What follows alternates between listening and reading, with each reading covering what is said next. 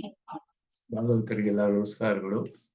ಶ್ರೀನಿವಾಸ ಇತಿ ಶ್ರೇಷ್ಠದಯಾ ಪಾತ್ರಂ ಗುಣಾನ್ವಿತಃ ಕೌಶಿಕೋನಂತರಂಗಾರ್ಯಶ್ಚಿರಂ ವಿಜೇತಾಂ ಭುವಿ ನ್ಯಸ್ತಾತ್ಮೀಯಫಲಂ ವರಪ್ರದಗುರೌ ವೈರಾಗ್ಯ ಭಾಗ್ಯೋ ರಥೌ ವೇದಾಂತಾಮೃತಸಾರವಂತಮನಘಾತ್ ಶ್ರೀನಿವಾಸಾತ್ ಗುರೋಃ ಶ್ರೀಶೈಲಾನ್ವೇ ಕೌಸ್ತುಭಸ್ಥಿತನೀಂ ಶ್ರೇಯೋನಿಧೇ ಶ್ರೀನಿಧೇಃ ವಂದೇ ಸಾಧು ಕಟಾಕ್ಷಿಕೇಳಿನಿಲಯಂ ಶ್ರೀಕೃಷ್ಣಸಿದ್ದೇಶಿಕಂ श्रीवासरंगपरकालमुनित्रयात्मलक्ष्मात्मलक्षणे चित्तविभागमान्तम् आचार्य भक्ति परिपूतमनर्घशीलं गोपालदेशिकमुनिं गुरुमाश्रयामः।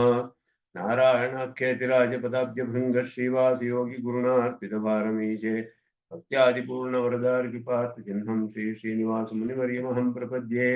श्रीनारायण योगीन्द्र वरदारिकृपाश्रयं रङ्गेशपादविनतं श्रीनिवासमुनिं भजे। श्रीकृष्ण ब्रह्मतंत्रोत्तम गुरुकरुणावाक्तचक्रांक भाष्यं वैराग्याचारवार्धौ वरदपदमुखे लक्ष्मणेऽन्यस्तभारं श्रीवागीशात्ततुर्यं षडर्पयतिराट् वेदचूडार्यमूर्तिं नूत्नं श्रीरङ्गनाथं कलिर्पुमनहं ब्रह्मतन्त्रं श्रयामः। श्रीतुरगवदनपादु सन्ततपरिचरणमात्र परमार्थः हेतु श्रीमान् अभिनवरङ्गेन्द्र ब्रह्मतन्त्रपरकालः श्रीमान् वेङ्कटनाथार्य कवितार्किककेसरी वेदान्ताचार्यवर्यो मे सन्निधत्तां सदार्धि यो नित्यमच्युतपदाम्बुजयुग्मरुक्मव्यामोहतस्तरितराणितनाय मेने अस्मद्गुरोर्भगवतोऽस्यैकसिन्धो रामानुजस्य चरणौ चरणं प्रपद्ये। यतीन्द्रकृतभाष्यार्थाय व्याख्यानेन दर्शिताः परं सुदर्शनार्यं तं वन्दे कूरकुलाधिपम् वरदं दुरदाद्रीशं श्रीनिधिं करुणानिधिं शरण्यं शरणं यामि प्रणतार्तिहरं हरिं वैरन्तस्तमश्छेदी ज्योतिर्वन्दे सुदर्शनं येन व्याहतसङ्कल्पं वस्तुलक्ष्मीधरं विदुः सम्यक् न्यायकलापेन महता भारतेन च उपबृंहितवेदाय नमो व्यासाय विष्णवे तस्मै रामानुजार्याय नमः परमयोगिने यश्रुतिस्मृतिसूत्राणाम् अन्तर्ज्वरमशीशमते वन्देऽहं वरदार्यं तं वत्साभिजनभूषणं भाष्यामृतप्रदानाद्यः सञ्जीवयति मामपि प्रपद्ये प्रणवाकारं भाष्यं रङ्गमिवापरं परस्य ब्रह्मणो यत्र शेषित्वं स्फुटमीक्ष्यते उच्यन्तेषु श्रुतं भाष्ये मतं ध्यातं मृतं भुजे लक्ष्मीपतिं प्रपद्येऽहं दुष्टं श्रीरङ्गधामनि प्रमाणं च प्रमेयं च प्रमातारश्च सात्विकाः येऽन्तु क्षपितारिष्टं सः सर्वत्र सर्वदा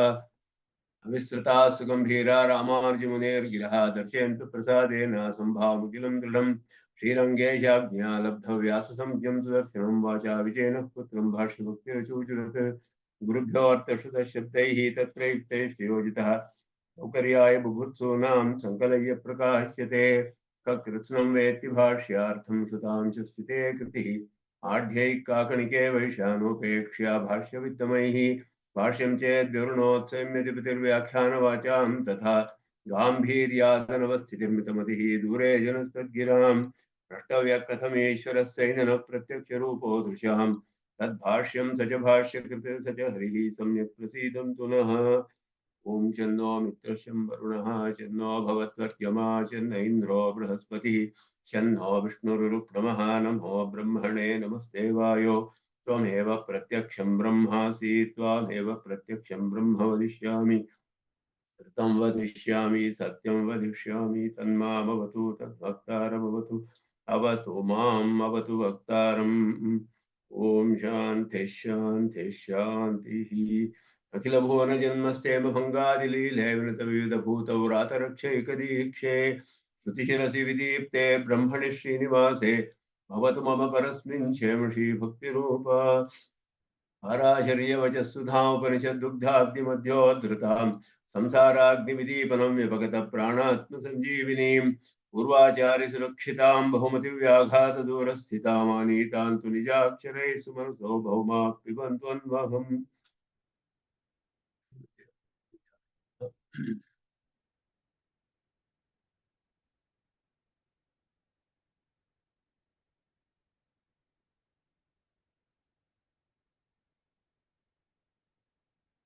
ಸಹಕಾರ್ಯಂತರ ವಿದ್ಯಾಧಿಕರಣಂ ಅದರಲ್ಲಿ ನೋಡ್ತಾ ಇದ್ದೀವಿ.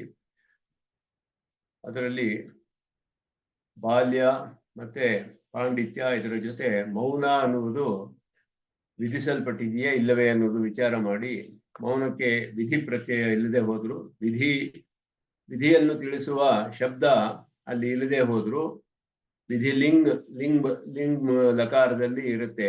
ವಿಧಿಯನ್ನು ತಿಳಿಸುವ ಶಬ್ದಗಳು ಉಪಾಸೀತ, ಧ್ಯಾಯೀತ, ಕುರ್ವೀತ, ವೇದ, ಇದೆಲ್ಲ ಆಜ್ಞೆ ಮಾಡುವಂತಹದ್ದು. ವಿಧಿ ಹೇಳುವಂತಹ ಲಂಗ್ ಲಕಾರ, ಲಿಂಗ್ ಲಕಾರದಲ್ಲಿ ಇದೆ ವಿಧಿಲಿಂಗ್ ಅಂತ ಹೇಳ್ಬಿಟ್ಟು. ಆ ರೀತಿ ಹೇಳುವಂತಹ ಶಬ್ದ ಇಲ್ಲ ಇಲ್ಲಿ. ಆದ್ದರಿಂದ ವಿಧಿ ಬೇಕಾಗಿಲ್ಲ ಅಂತ ಪ್ರಾಪ್ತವಾದರೆ, ಅಪ್ರಾಪ್ತವಾದ ವಿಷಯಗಳಲ್ಲಿ ವಿಧಿಯನ್ನು ನಾವು ಕಲ್ಪಿಸಿಕೊಳ್ಬೇಕು ಅನ್ನೋದು ಪೂರ್ವಮೀಮಾಂಸಾ ನ್ಯಾಯ.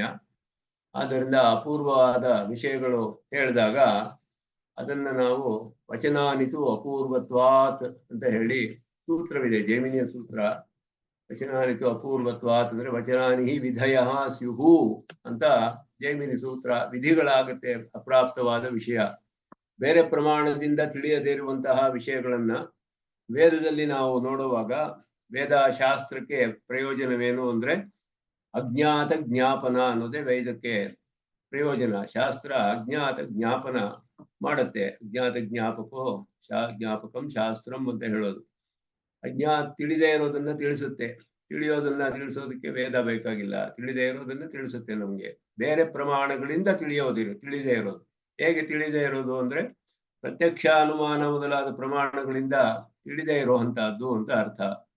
ಪ್ರಮಾಣಗಳಲ್ಲಿ ಅನೇಕ, ಬೇರೆ ದರ್ಶನಗಳಲ್ಲಿ ಅನೇಕ ಪ್ರಮಾಣಗಳನ್ನ ಬೇರೆ ವಿಧವಾಗಿ ಹೇಳ್ತಾರೆ. ಅವರು ಅರ್ಥಾಪತ್ತಿ, ಐತಿಹ್ಯ ಮೊದಲಾದದ್ದೆಲ್ಲ ಹೇಳ್ತಾರೆ. ಆದರೆ ಎಲ್ಲವೂ ಪ್ರತ್ಯಕ್ಷ ಅನುಮಾನದಲ್ಲಿ ಅಂತರ್ಗತ ಅಂತ ನಮ್ಮ ಸಿದ್ಧಾಂತ. ಸ್ವಾಮಿ ದೇಶಿಕನದನ್ನ ನ್ಯಾಯ ಪರಿಶುದ್ಧಿ, ನ್ಯಾಯ ಸಿದ್ಧಾಂಜನ ಮೊದಲಾದ ಗ್ರಂಥಗಳಲ್ಲಿ ವಿಸ್ತಾರವಾಗಿ ನಿರೂಪಣೆ ಮಾಡಿ ತಿಳಿಸ್ತಾರೆ. ಎಲ್ಲಾ ಪ್ರಮಾಣಗಳು, ಕೆಲವರು 5-6 ಪ್ರಮಾಣಗಳನ್ನ ಒಪ್ಕೊಳ್ತಾರೆ. ಅದೆಲ್ಲವೂ ಕೂಡ ಪ್ರತ್ಯಕ್ಷ ಅನುಮಾನದಲ್ಲಿ ಅಂತರ್ಗತ. ಆದ್ದರಿಂದ ಪ್ರತ್ಯಕ್ಷ, ಅನುಮಾನ, ಶಬ್ದ 3 ಪ್ರಮಾಣಗಳು. ಪ್ರತ್ಯಕ್ಷ ಅನುಮಾನದಿಂದ ಬರೀ ಐಂದ್ರಿಯಿಕ ವಿಷಯಗಳನ್ನು ಮಾತ್ರ ತಿಳಿಯಬಹುದು. ಅತೀಂದ್ರಿಯವಾದ ವಿಷಯಗಳ ತಿಳಿಯೋದಕ್ಕೆ ಶಾಸ್ತ್ರವೇ ಪ್ರಮಾಣ. ಆದ್ದರಿಂದ ಅಂತಹ ವಿಷಯಗಳನ್ನು ಶಾಸ್ತ್ರದಲ್ಲಿ, ವಾಕ್ಯಗಳಲ್ಲಿ ನಾವು ನೋಡಿದರೆ ಅಲ್ಲಿ ನಾವು ವಿಧಿಯನ್ನ ಕಲ್ಪಿಸಬಹುದು. ಅದಕ್ಕೆ ಅವಕಾಶವಿದೆ. ಅನೇಕ ಕಡೆಗಳಲ್ಲಿ ಅದು ಪೂರ್ವಮೀಮಾಂಸೆಯಲ್ಲೂ ಹಾಗೆಯೇ ಅದನ್ನ ನಿಶ್ಚಯ ಮಾಡ್ತಾರೆ. ವೇದ ಕರ್ಮಾನುಷ್ಠಾನಗಳ ವಿಷಯಗಳಲ್ಲಿ ಪೂರ್ವಕಾಂಡದಲ್ಲಿ ಅದು ಮಾಡಲ್ಪಟ್ಟಿದೆ. ಹಾಗೆಯೇ ಇಲ್ಲಿಯೂ ಕೂಡ ಅದನ್ನ ಪಾಂಡಿತ್ಯಂ ತಸ್ಮಾತ್ ಬ್ರಾಹ್ಮಣ ಪಾಂಡಿತ್ಯಂ ನಿರ್ವಿದ್ಯ ಬಾಲ್ಯೇನ ತಿಷ್ಠಾಸೇತ್, ಅದು ವಿಧಿ. ತಿಷ್ಠಾಸೇತ್ ಅನ್ನೋದು ಉಪಾಸನೆ ಮಾಡಬೇಕು ಅನ್ನೋದು ವಿಧಿ ಇದೆ ಅಲ್ಲಿ. ಪಾಂಡಿತ್ಯಂಚ ಬಾಲ್ಯಂಚ ನಿರ್ವಿದ್ಯ ಅಥ ಮುನಿಹಿ ಅನ್ನುವಾಗ ವಿಧಿ ಶಬ್ದ ಕಂಡು ಬರೋದಿಲ್ಲ. ಅದನ್ನ ಇಲ್ಲಿ ಭಾಷೆಕಾರರು ಆ ವಾಕ್ಯಾರ್ಥವನ್ನ ಸ್ಪಷ್ಟವಾಗಿ ತಿಳಿಸ್ತಾರೆ. ತದೇವಂ ವಾಕ್ಯಾರ್ಥ ಅಂತ ಹೇಳ್ಬಿಟ್ಟು ಉಪನಿಷತ್ತಿನ ವಾಕ್ಯಕ್ಕೆ ವ್ಯಾಖ್ಯಾನ ಭಾಷೆಕಾರದು. ಬ್ರಾಹ್ಮಣ ಅಂದ್ರೆ ವಿದ್ಯಾವಾನ್ ಅಂತ ಅರ್ಥ, ಉಪಾಸಕನು. ಪಾಂಡಿತ್ಯಂ ನಿರ್ವಿದ್ಯ, ಉಪಾಸ್ಯಂ ಬ್ರಹ್ಮತತ್ವಂ ಪರಿಶುದ್ಧಂ ಪರಿಪೂರ್ಣಂ ಚ ವಿದಿತ್ವಾ. ಉಪಾಸ್ಯನಾದ ಬ್ರಹ್ಮನನ್ನ ಪರಿಶುದ್ಧವಾಗಿ ಪರಿಪೂರ್ಣವಾಗಿ ತಿಳಿದು ಅವನು ಶ್ರವಣ ಮನನಾಭ್ಯಾಂ ಅಪ್ರಾಪ್ತಂ ವೇದನಂ ಪ್ರತಿಲಭ್ಯ ಅಂತ ಅರ್ಥ. ಇದುವೇ ನಮಗೆ ವಿಧೇಯಕ ಜ್ಞಾನ ಅಂತ ಹೇಳ್ತೀವಿ. ಅವಿಧೇಯ ಜ್ಞಾನವಲ್ಲ, ವಿಧೇಯವಾದ ಜ್ಞಾನ. ಉಪಾಸನೆ ಅಂತ ಹೇಳೋದು. ಮೋಕ್ಷಕ್ಕೆ ಸಾಧನ ಯಾವುದು ಅಂದ್ರೆ ಅದ್ವೈತ ದರ್ಶನದಲ್ಲಿ ಅವಿಧೇಯ ಜ್ಞಾನವಾದಿಗಳು ಅಂತಾನೆ ಅವರಿಗೆ ಹೆಸರು. ಅವಿಧೇಯ ಜ್ಞಾನ ನಿರಾಸವಾದ ಅಂತಲೇ ಶತದೂಷಣಿಯಲ್ಲಿ ಒಂದು ವಾದವಿದೆ. ಸ್ವಾಮಿ ದೇಶಿಕನ್ ಶತದೂಷಣಿಯಲ್ಲಿ ಹೇಳ್ತಾರೆ ಅವಿಧೇಯ ಜ್ಞಾನ ನಿರಾಸವಾದ ಅಂತ ಹೇಳ್ಬಿಟ್ಟು. ವಿಧಿಸಲ್ಪಡದಂತಹ ಜ್ಞಾನ ಅಂದ್ರೆ ವಾಕ್ಯಾರ್ಥ ಜ್ಞಾನ. ಅದಕ್ಕೆ ವಿಧಿ ಬೇಕಾಗಿಲ್ಲ. ಒಂದು ವಾಕ್ಯವನ್ನು ತಿಳಿದ್ರೆ, ಓದಿದ್ರೆ ಅರ್ಥ ತಿಳಿದು ಬಿಡುತ್ತೆ. ಅದರಲ್ಲಿ ತತ್ವಮಸಿ ಮೋಕ್ಷ ಆಗ್ಬಿಡುತ್ತೆ ಅಂದ್ರು. ಅಂದ್ರೆ ಮನಃಶುದ್ಧಿ ಎಲ್ಲ ಇರಬೇಕು, ಅದು ಬೇರೆ ವಿಷಯ. ವಾಕ್ಯದಲ್ಲಿ ಬ್ರಹ್ಮ ತಿಳಿಬೇಕು ಅಂತ ಹೇಳ್ಬೇಕಾಗಿಲ್ಲ. ವಾಕ್ಯದಲ್ಲಿಯೇ ಅರ್ಥದಲ್ಲಿಯೇ ತಿಳಿದು ಬಿಡುತ್ತೆ ಅಂತ ಹೇಳಿದ್ರು. ವಾಕ್ಯಾರ್ಥ ಜ್ಞಾನವೇ ಸಾಧನ, ವಿಧಿಸ್ಬೇಕಾಗಿಲ್ಲ ಅಂದ್ರು. ಆದ್ರೆ ಸಿದ್ಧಾಂತದಲ್ಲಿ ಹಾಗಲ್ಲ.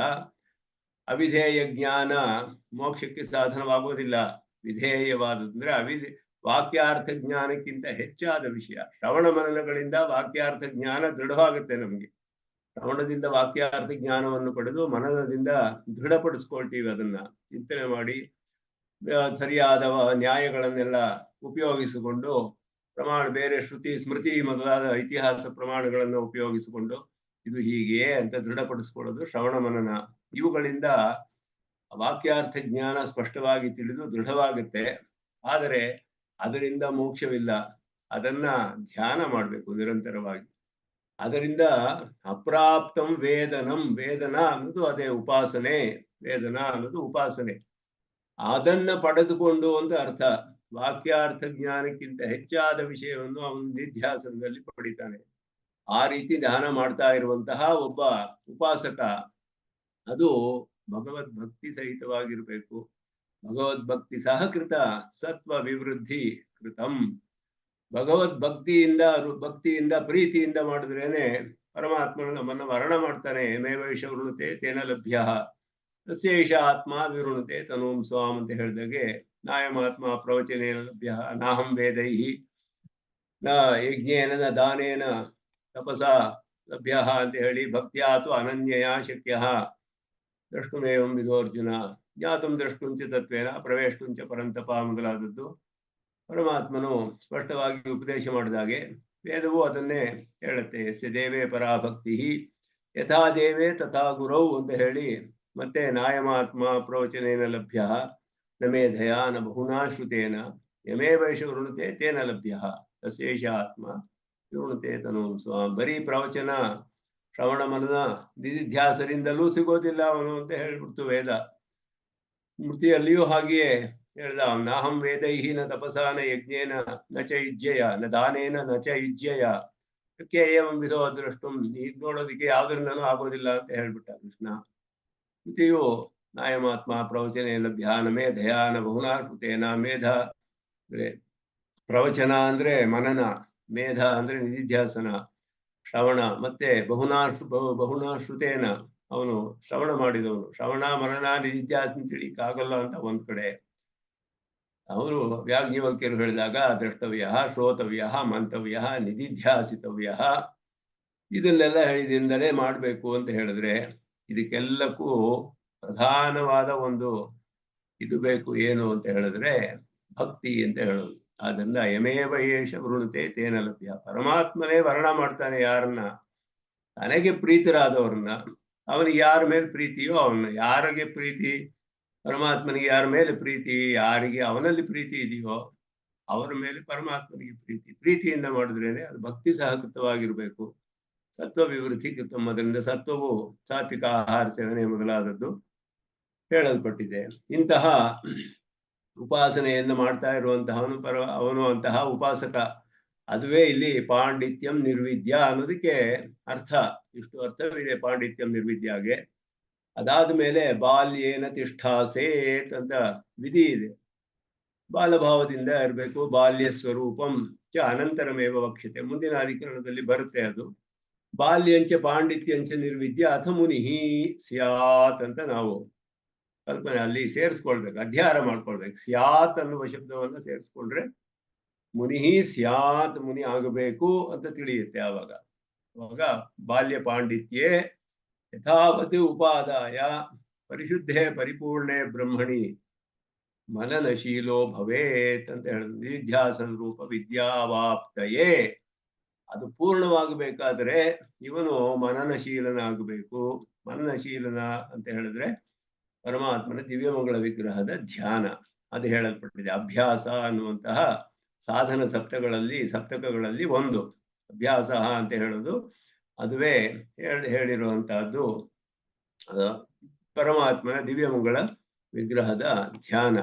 ಆರಂಭಣ ಸಂಶೀಲನಂ ಪುನಃ ಪುನಃ ಅಂತ ಅದಕ್ಕೆ ಅರ್ಥ. ಅಭ್ಯಾಸ ಅನ್ನಕ್ಕೆ ಆರಂಭಣ ಸಂಶೀಲನಂ ಪುನಃ ಪುನಃ, ಮತ್ತೆ ಮತ್ತೆ ಪರಮಾತ್ಮನ ದಿವ್ಯಮಂಗಳ ವಿಗ್ರಹದ ಧ್ಯಾನ ಮಾಡೋದು. ಅದನ್ನ ಮಾಡಬೇಕು ಅನ್ನೋದೇ ಇಲ್ಲಿ ಮುನಿಹಿ ಅನ್ನೋ ಶಬ್ದದಿಂದ ಹೇಳಲ್ಪಟ್ಟಿದೆ. ಏವಮೇವ ತ್ರಿತಯೋಪಾದಾನೇನ ಲಬ್ಧ ವಿದ್ಯಾ ಭವತಿ. ಮೂರನ್ನು ಸೇರಿಸ್ಕೊಂಡು ಉಪಾಸನೆಯನ್ನು ಮಾಡಿಕೊಂಡು ಬಾಲ್ಯಭಾವದಿಂದ ಇದ್ದು ಮನನಶೀಲನೂ ಆಗಬೇಕು. ಈ ಮೂರು ಸೇರಿದ್ರೆ ಅವನಿಗೆ ಉಪಾಸನೆಯು ಪೂರ್ಣವಾಗಿ ಆಗುತ್ತೆ ಅವನಿಗೆ. ಅದರಿಂದ ಪರಮಾತ್ಮನನ್ನ ಪಡೆದುಕೊಳ್ತಾನೆ. ಅದು ಅಮೌನಂಚ ಮೌನಂಚ ನಿರ್ವಿದ್ಯ ಅತ ಬ್ರಾಹ್ಮಣ ಅಂತ ಹೇಳಿದೆ. ಅವನು ಬ್ರಹ್ಮನ ಸಾಕ್ಷಾತ್ಕಾರ ಮಾಡ್ಕೊಳ್ತಾನೆ. ಅಮೌನಂ ಮೌನಂ. ಅಮೌನಂ ಅಂದ್ರೆ ಮೌನವಲ್ಲದಿರದ್ದು ಎರಡು. ಮೂರು ವಿಷಯ ಹೇಳಿದೆ ಇಲ್ಲಿ: ಪಾಂಡಿತ್ಯ, ಬಾಲ್ಯ, ಮೌನ. ಮೌನವಲ್ಲದೆ ಇರೋದು ಅಮೌನ ಅಂತ ಹೇಳಲ್ಪಟ್ಟಿದೆ. ಪಾಂಡಿತ್ಯವನ್ನು ಬಾಲ್ಯವನ್ನು ಸೇರಿಸಿ ಅಮೌನ ಮತ್ತೆ ಮೌನ, ಇದೆರಡು ಸೇರಿದ್ರೆ, ಇದೆರಡು ಇದ್ದರೆ ಅವನಿಗೆ ಬ್ರಾಹ್ಮಣನಾಗ್ತಾನೆ, ಬ್ರಹ್ಮನನ್ನು ಪಡ್ಕೊಳ್ತಾನೆ. ಅಮೌನಂ ಮೌನೇತರ ಸಹಕಾರಿ ಕಲಾಪ. ಇದೆಲ್ಲ ಸಹಕಾರಿ ಕಲಾಪಗಳು, ಸಹಕಾರಿ ಸಮೂಹಗಳು. ಕಲಾಪ ಅಂದ್ರೆ ಸಮೂಹ, ಸಹಕಾರಿಯ ಸಮೂಹ. ಇದೆಲ್ಲ ತತ್ವಮುಕ್ತ ಕಲಾಪ ಅಂತ ಹೇಳಿದ ಹಾಗೆ ಸಹಕಾರಿ ಕಲಾಪ. ಇದೆಲ್ಲ ಸಹಕಾರ ಮಾಡುತ್ತೆ ಅವನಿಗೆ ಉಪಾಸನೆಗೆ. ತಂಚ ಮೌನಂಚ ಯಥಾವತ್ ಉಪಾದದಾನ ವಿದ್ಯಾಕಾಷ್ಠಂ ತದೇಕ ನಿಷ್ಪಾದ್ಯಾಂ ಲಭೇತ ಇತ್ಯರ್ಥಃ. ಇದರಿಂದಲೇ ಬರುವಂತಹದ್ದು ಅಂತ ಹೇಳಿದ್ರು, ಬೇರೆ ಯಾವ್ದ್ರಿಂದಲೂ ಬರೋದಿಲ್ಲ ಅನ್ನೋದು ಉಪನಿಷತ್ತಿನಲ್ಲಿ ಸ್ಪಷ್ಟವಾಗಿ ಹೇಳಿದೆ. ಅಲ್ಲಿ ಅಹೋಳರಿಗೆ ಹೇಳ್ತಾರೆ ಯಾಜ್ಞವಲ್ಕ್ಯರು, ಸಹ ಬ್ರಾಹ್ಮಣ ಕೇನ ಸ್ಯಾತ್, ಬೇರೆ ಯಾವ್ದ್ರಿಂದ ತಾನೇ ಆಗ್ತಾನೆ ಅವನು ಹೇಳಿದ್ರೆ, ಉಕ್ತಾತ್ ಉಪಾಯಾತ್ ಕಿಂ ಅನ್ಯಃ ಅಪಿ ಉಪಾಯಃ ಅಸ್ತಿ. ಅಹೋಳರು ಕೇಳಿದ್ರು, ಸಹ ಬ್ರಾಹ್ಮಣ ಕೇನ ಸ್ಯಾತ್, ಬೇರೆ ಯಾವ್ದಾದ್ರು ಇನ್ನೂ ಉಪಾಯವಿದೆಯೇ ಪರಮಾತ್ಮನನ್ನ ಸಾಕ್ಷಾತ್ಕಾರ ಮಾಡ್ಕೊಳ್ಳೋಕೆ? ಏನ ಸ್ಯಾತ್ ತೇನ ಈದೃಶ ಏವ, ಯಾವುದರಿಂದ ಪಡೆಯಬಹುದು ಅದು ಹೀಗೆಯೇ ಇರೋದು, ಬೇರೆ ಯಾವ ದಾರಿಯೂ ಇಲ್ಲ ಅಂತ ಹೇಳಿದ.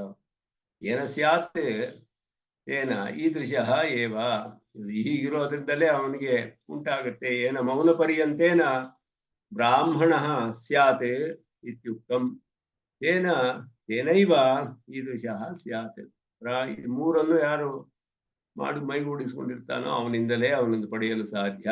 ನಕೇನಾಪಿ ಅನ್ಯೇನ ಉಪಾಯೇನ ಇತಿ ಪರಿಹೃತಂ, ಬೇರೆ ಯಾವ ಉಪಾಯವೂ ಇಲ್ಲ ಅಂತ ಅವನು ಪರಿಹಾರ ಮಾಡಿದ್ರು. ಅತಃ ಸರ್ವೇಷು ಆಶ್ರಮೇಶು, ಇದು ಮುಂದೆ ಬರುತ್ತೆ ಈ ವಿಷಯ, ಎಲ್ಲ ಆಶ್ರಮಗಳಲ್ಲಿಯೂ ಅಂತ ಹೇಳಿದ್ರು ಇಲ್ಲಿ. ಎಲ್ಲ ಆಶ್ರಮಗಳಲ್ಲಿಯೂ ಸ್ಥಿತಸ್ಯ ವಿದುಷಃ, ಎಲ್ಲ ಆಶ್ರಮಿಗಳಿಗೂ ಉಪಾಸನೆಗೆ ಅಧಿಕಾರವಿದೆ ಅನ್ನೋದನ್ನ ಹಿಂದೆ ನಿಶ್ಚಯ ಮಾಡಿದ್ದಾಯ್ತು. ಎಲ್ಲ ಆಶ್ರಮದಲ್ಲಿರುವವರಿಗೂ ಉಪಾಸನೆಗೆ ಅಧಿಕಾರವಿದೆ. ಆಯಾ ಆಶ್ರಮ ಕರ್ಮಗಳನ್ನ ಅಂಗವಾಗಿ ಮಾಡಿಕೊಂಡು ಶಮದಮಾದಿಗಳನ್ನು ಸೇರಿಸಿಕೊಂಡು ಬಾಲ್ಯ ಭಾವದಿಂದ ಇದ್ದು ಮನನಶೀಲರಾಗಿ ಉಪಾಸನೆ ಮಾಡಿ ಪರಮಾತ್ಮನನ್ನು ಪಡೆಯಬಹುದು, ಯಾವ ಆಶ್ರಮದಲ್ಲಿದ್ದರು. ಸರ್ವೇಷು ಆಶ್ರಮೇಶು ಸ್ಥಿತಸ್ಯ ವಿದುಷಃ ಯಜ್ಞಾದಿ ಸ್ವಾಶ್ರಮ ಧರ್ಮ ಮತ್ತು ತನ್ನ ಯಜ್ಞ ದಾನ ತಪಸ್ಸು ಮೊದಲಾದದ್ದೆಲ್ಲ ಆಯಾ ಆಶ್ರಮಗಳಿಗೆ ಹೇಳಿದಂತಹ ತಮ್ಮ ಆಶ್ರಮ ಧರ್ಮಗಳು ಅಂತ ಅರ್ಥ. ಯಜ್ಞೇನ ದಾನೇನ ತಪಸ ಅನಾಶಕೇನ ಅಂತ ಹೇಳಿದ್ರೆ ಯಜ್ಞಗಳು ಎಲ್ಲ ಆಶ್ರಮಕ್ಕೂ ಅಂತ ಅರ್ಥವಲ್ಲ. ಅಲ್ಲಿ ಯಜ್ಞ ಅನ್ನೋದು ಗೃಹಸ್ಥರಿಗಿರ್ಬೋದು, ದಾನ ತಪಸ್ಸು ಅನ್ನೋದು ಸನ್ಯಾಸಿಗಳಿಗೂ ವಾನಪ್ರಸ್ಥರಿಗೂ ಎಲ್ಲರಿಗೂ ಆಗುತ್ತೆ ಅದು. ಆದ್ದರಿಂದ ಎಲ್ಲವೂ ಎಲ್ಲ ಆಶ್ರಮಗಳಿಗೂ ಸೇರಿ ಹೇಳಿದೆ ಅಲ್ಲಿ. ಯಜ್ಞಾದಿ ಸ್ವಾಶ್ರಮ ಧರ್ಮವತ್ ಅಂತ ಹೇಳಿದ್ರು. ಯಜ್ಞಾದಿ ಅವರವರ ಧರ್ಮಗಳಂತೆ ಪಾಂಡಿತ್ಯಾದಿಕಂ ಮೌನ ತೃತೀಯಂ, ಪಾಂಡಿತ್ಯ ಮೊದಲಾದದ್ದು ಮೂರನೆಯದಾದ ಮೌನವನ್ನು ಸೇರಿ ವಿದ್ಯಾಯ ಸಹಕಾರಿಯಂತರಂ ವಿಧೀಯತೆ.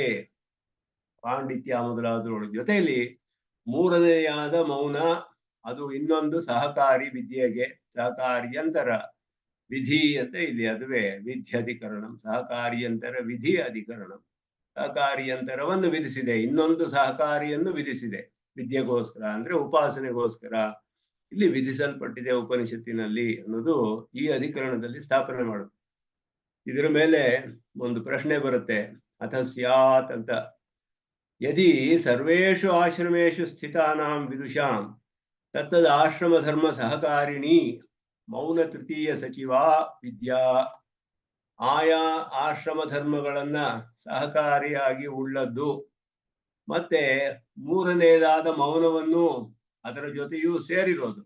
ಮೌನ ಸಚಿವ ಅದರ ಮೌನದ ಜೊತೆ ಸೇರಿ ಅಂತ ಅರ್ಥ, ಅದ್ರ ಜೊತೆ ಇರುವಂತಹ ಜೊತೆ ಸೇರಿಲ್ಪಟ್ಟು ಅಂತಹ ಹಾಗಿರುವ ವಿದ್ಯಾ, ಆಶ್ರಮ ಧರ್ಮಗಳು, ಬಾಲ್ಯ ಮೌನ, ಮೂರನೇದಾದ ಮೌನ, ಇದ್ರ ಜೊತೆ ಎಲ್ಲ ಸೇರಿದ ಉಪಾಸನೆ ವಿದ್ಯಾ ಬ್ರಹ್ಮಪ್ರಾಪ್ತಿ ಸಾಧನ ಮುಚ್ಯತೆ.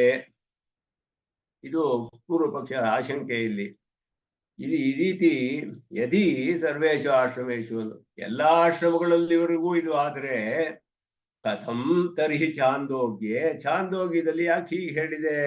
ಅಭಿಸಮಾವೃತ್ಯ ಕುಟುಂಬೇಶು ಚೌದೇಶೇ ಇತಿ ಆರಭ್ಯ ಸಕಲ್ವೇವಂ ವರ್ತೇನ್ ಯಾವುದಾಯುಷಂ ಬ್ರಹ್ಮಲೋಕಮಪಿ ಸಂಪದ್ಯತೆ ನ ಚ ಪುನರಾವರ್ತತೆ ಇತಿ ಯಾವದಾವಶ್ಯಂ ಗಾರ್ಹಸ್ಥ್ಯ ಧರ್ಮೇಣ ಸ್ಥಿತಿ ದರ್ಶನಂ ಉಪಪದ್ಯತೆ.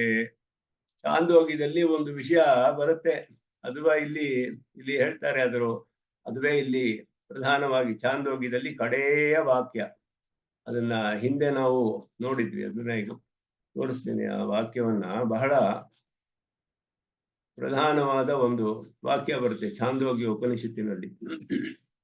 ಕಡೆಯ ವಾಕ್ಯ, ಉಪನಿಷತ್ತಿನ ಕಡೆಯ ವಾಕ್ಯ. ಅದು ಒಬ್ಬ ಹೇಗಿರ್ಬೇಕು ಜೀವನದಲ್ಲಿ ಅನ್ನೋದನ್ನ ತಿಳಿಸುವಂತ ವಾಕ್ಯ.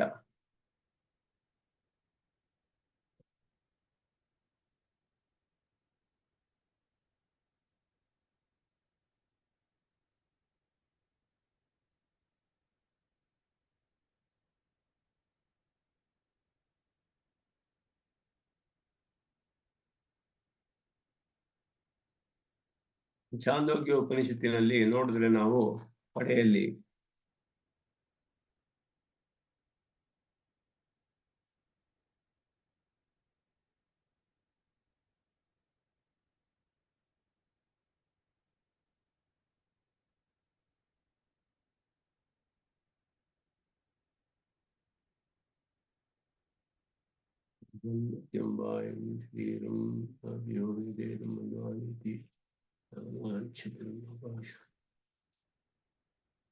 ಇಲ್ಲಿ ಬರುತ್ತೆ ಈ ವಾಕ್ಯ. ಅದು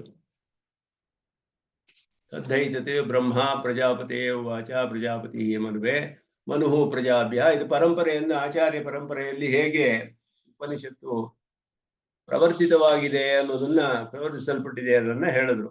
ಇದು ಹೇಳಿ ಬ್ರಹ್ಮನು ಪ್ರಜಾಪತಿಗೆ ಹೇಳ್ದ, ಅವನು ಮನುಗೆ ಹೇಳ್ದ, ಮನು ಪ್ರಜೆಗಳಿಗೆಲ್ಲ ಹೇಳ್ದ, ಪ್ರಜಾಭ್ಯ ಅಂತ ಹೇಳಿ ಇವಾಗ ಇಲ್ಲಿಂದ ಆರಂಭಿಸುತ್ತೆ ಈ ವಾಕ್ಯ. ಆಚಾರ್ಯ ಕುಲಾದ್ ವೇದಮಧೀತ್ಯ.